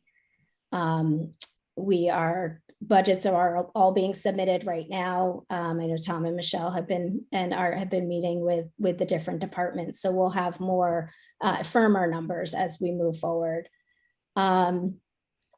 The next thing is looking at fund balance use over the past 20 years. We have been working with Sue to understand that the use of fund balance and the percentage of the total budget. And back to our previous discussion, obviously not all of fund balance is available money. We know there's restricted and committed. So I think that's an important piece that we need to be sure to communicate to the public, because I think there is sometimes confusion about that. And it looks like there's a big savings account that we're not using. And certainly that's not the whole picture. The next is looking at the override history in Hingham as well as benchmark towns. Again, with Prop 2.5, we know that we're limited by that. But part of Prop 2.5 is the tool of an operational override. So understanding where that's been successful and where that's been needed, and how our benchmark towns are using that as well. Okay. As you know, we've been collecting public feedback throughout this process. We've been exploring other ways to get the word out and the access to the feedback form out. There was recently, so it's been posted on the town website. It's been posted on social media. The Hingham Anchor recently did an article including a link to the form, and it's still live on the town website. So certainly we would love to hear people's feedback, but these are just some of the highlights that we have received so far. One idea was to request funds for a sustainability director and prioritizing climate change mitigation. So some people are actually being very, very specific with what they would like considered or included in a budget. As I mentioned, the potential revenue idea where buyers pay a percentage fee to the town upon purchase of Hingham real estate. There have been several comments with support for an operational override and prioritizing funding for the schools. That is certainly a popular sentiment.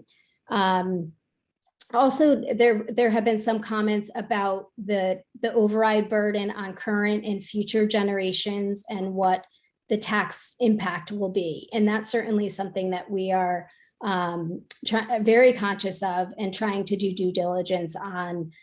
Who will an operational override or any sort of tax increase be a real hardship for? Understanding that population and always making sure that we are leveraging any tax exemptions or any sort of programs that we can to the fullest extent. And then there's been some comments about the research or analysis required before proposing an override.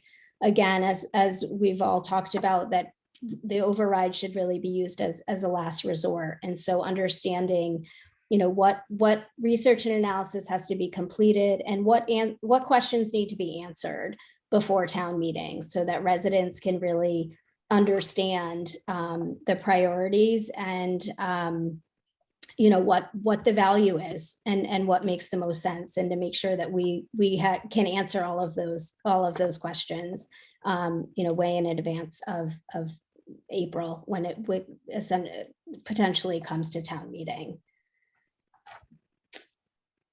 Did you want to add anything, Michelle? No, I don't think so. Okay. That sums it up nicely. All right. And then the next, so we've shown this timeline before, but just as a reminder, kind of the Sustainable Budget Task Force timeline next to the typical budget process. So obviously the task force has started the research and analysis. We've been meeting weekly. Our work will continue through January. The departmental budgets have been submitted to the town administrator. So that's where that is. And then obviously the public budget hearings will start in December. Of course, those are public meetings. So in terms of our next steps, the first is to review the 10-year budget growth trends. So that's, we're looking at, as I mentioned, looking at data from the last 10 years to understand how the budget is growing, where it's growing the fastest. So then we can start thinking about how to really control that growth. We'll continue reviewing benchmark data for all the departments, evaluate current services and opportunities for cost saving. We want to make sure that there aren't any redundant services, that services are being used or are valued by citizens, that they make sense to continue with. As we get the FY23 budget requests and priorities, we will obviously add those into our projections and forecast. So at this point, we don't know exactly what those look like, if there are new initiatives or new needs that are being proposed. Certainly, we want to identify strategies to control expenditure growth. So, some sort of commitment on how the budget's going to grow and what number we can all manage to. Looking at demographic analysis and trends, again, to understand the capacity of the taxpayers, the ability to pay, and then develop options and scenarios, understanding the impact on residents, and identify areas for further study. So recently, the task force looked at the final report in terms of an outline to understand, exactly what we would be presenting in January, identify any gaps in data, things that we might still need to research and analyze. And we're certainly envisioning having several scenarios and outlaying what that impact is, and then identifying opportunities for further study. So recommendations for going forward, obviously past January. Are there any questions? Wow, Liz, that was. I know it's a lot. No, that was quite impressive. What time is it? 10:30? Yes, no, that was amazing. So I'm going to look at this slide and I'm going to go back one. But okay. So identifying strategies to control expenditure growth. That is Prop 2.5. That was the control that the citizens of Massachusetts voted as the strategy to control growth.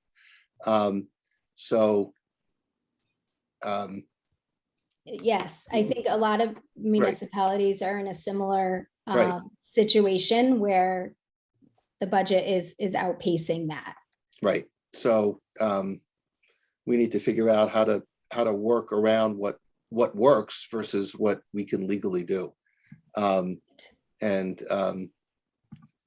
as I'm sure you've heard, there's pushback from residents saying we need to stick with the 2.5. That's all that's all a lot of residents can afford. Mm-hmm. And so, and it's a balance because the needs of the town are significant and they're growing. So this is not an easy task. Can you go back one slide, please? Back again. Okay, the fee paid to the town upon the purchase of Hingham real estate. Do we know what percentage are other towns, if any, doing, and what are we talking about in terms of revenue here?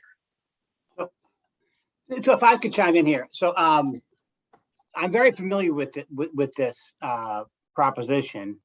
The islands of Nantucket and Martha's Vineyard have this in place.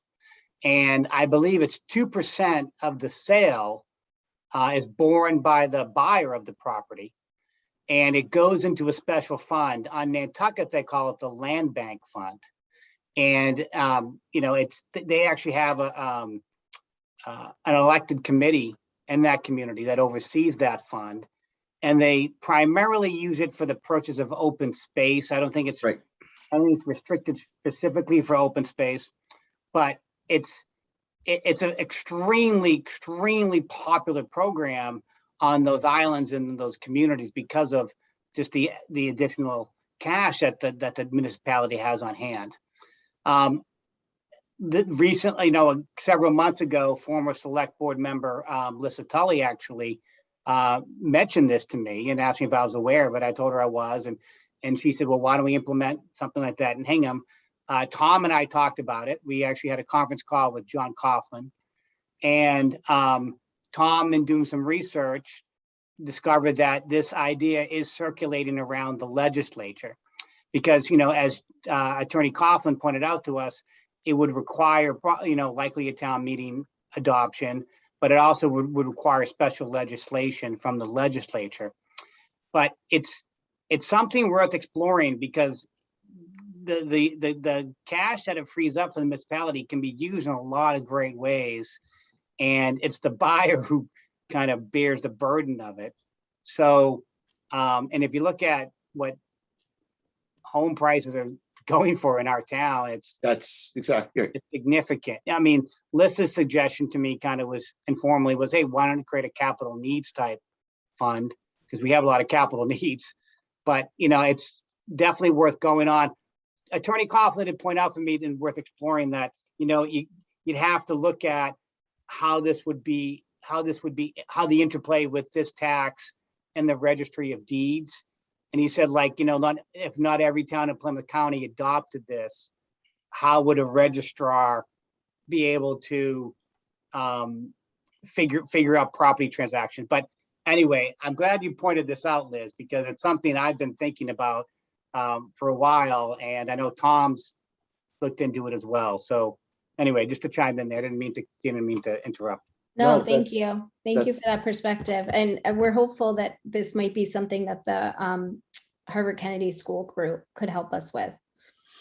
I'd be interested to see what projections look like at a 1% level or a 2% level, just to have an understanding of the magnitude that we're talking about. Right. Because that would, at least to me, indicate where it stands in our priority list of things to look at. So if that's something that we can get data on, I think that would be really helpful.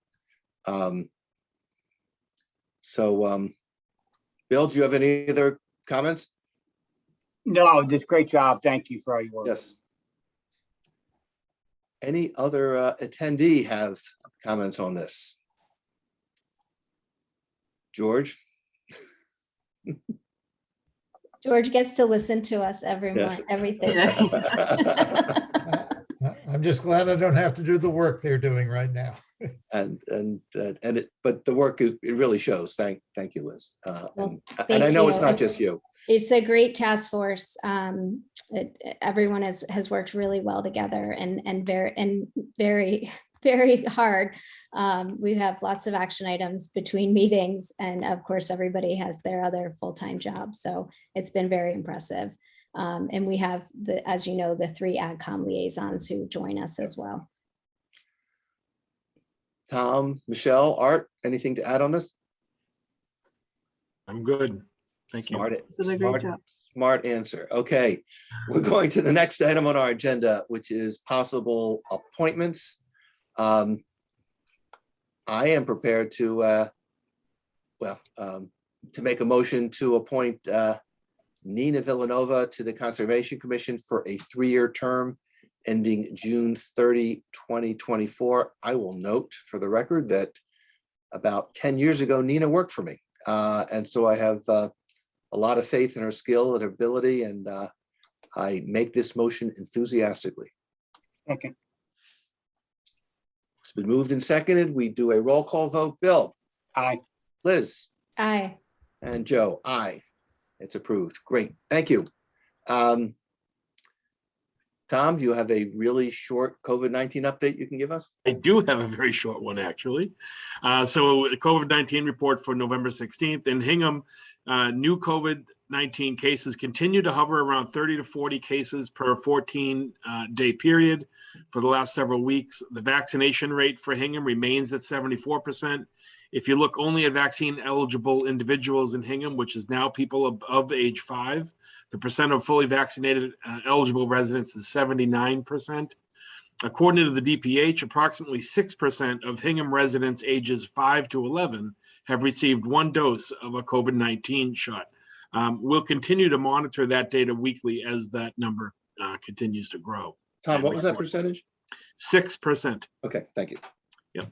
Please contact your child's healthcare provider or search vaxfinder.mass.gov for vaccination appointments. COVID-19 vaccination appointments for children ages 5 to 11 are available at pharmacies in Weymouth, Braintree, Quincy, Cohasset, and other nearby towns. And there is also a state-sponsored pediatric vaccination clinic in Brockton. So for more information, you can find more information on the DPH website. And that is the total of my COVID-19 report tonight. Anyone have comments or questions on the report? Hearing none, we move to public comment. Any member of the public have comments they would like to make on items not on the agenda? Hearing none. Town Administrator Select Board reports. Tom, anything to add? I have a book I'd like to read. Do you guys have time? Absolutely. We don't want the abridged version. We want the unabridged version. Okay. Nothing tonight. Thank you. Michelle. Nothing tonight. Thank you. Art. Nothing tonight. Thank you. You were hesitating there. I thought you were going to go somewhere. Liz. Nothing to add. Thank you. Bill. Just very, very briefly, great Veterans Day ceremony last week. I know everybody here was in attendance, and I wanted to just commend the great work of our speaker, Marine Corps Captain Ben DeLue, did a wonderful job. Also, I know we're not meeting next week, so just wanted to give a shout out to the on Thanksgiving. The turkey trot is a fundraiser for the high school track team. And if you'd like to run and want to get a early workout in, I highly recommend it. Please go to support the football team in their game on Thanksgiving, and hope everybody has a great Thanksgiving. Oh, and one other thing too, as Adrian reminded me, the girls soccer team is deep into the MIAA playoffs, and it's wonderful to see them doing so well. So let's go out and support them as well. Thank you. So Bill, is there a place people can register online for the turkey trot? Do you know? Adrian signed me up for it, but there is an online registration. I think it's through I don't know the actual website, but I think if you Google turkey trot. If you're interested, Google it, and you're encouraged to participate. I have nothing more to add other than to say that our next scheduled meeting will be on the 30th of November in person, not by Zoom. Wishing you all an enjoyable and peaceful Thanksgiving. I'll take a motion to adjourn. So moved. Second. Roll call vote. Liz. Aye. Bill. Aye. And Joe. Aye. We are adjourned. Thank you all.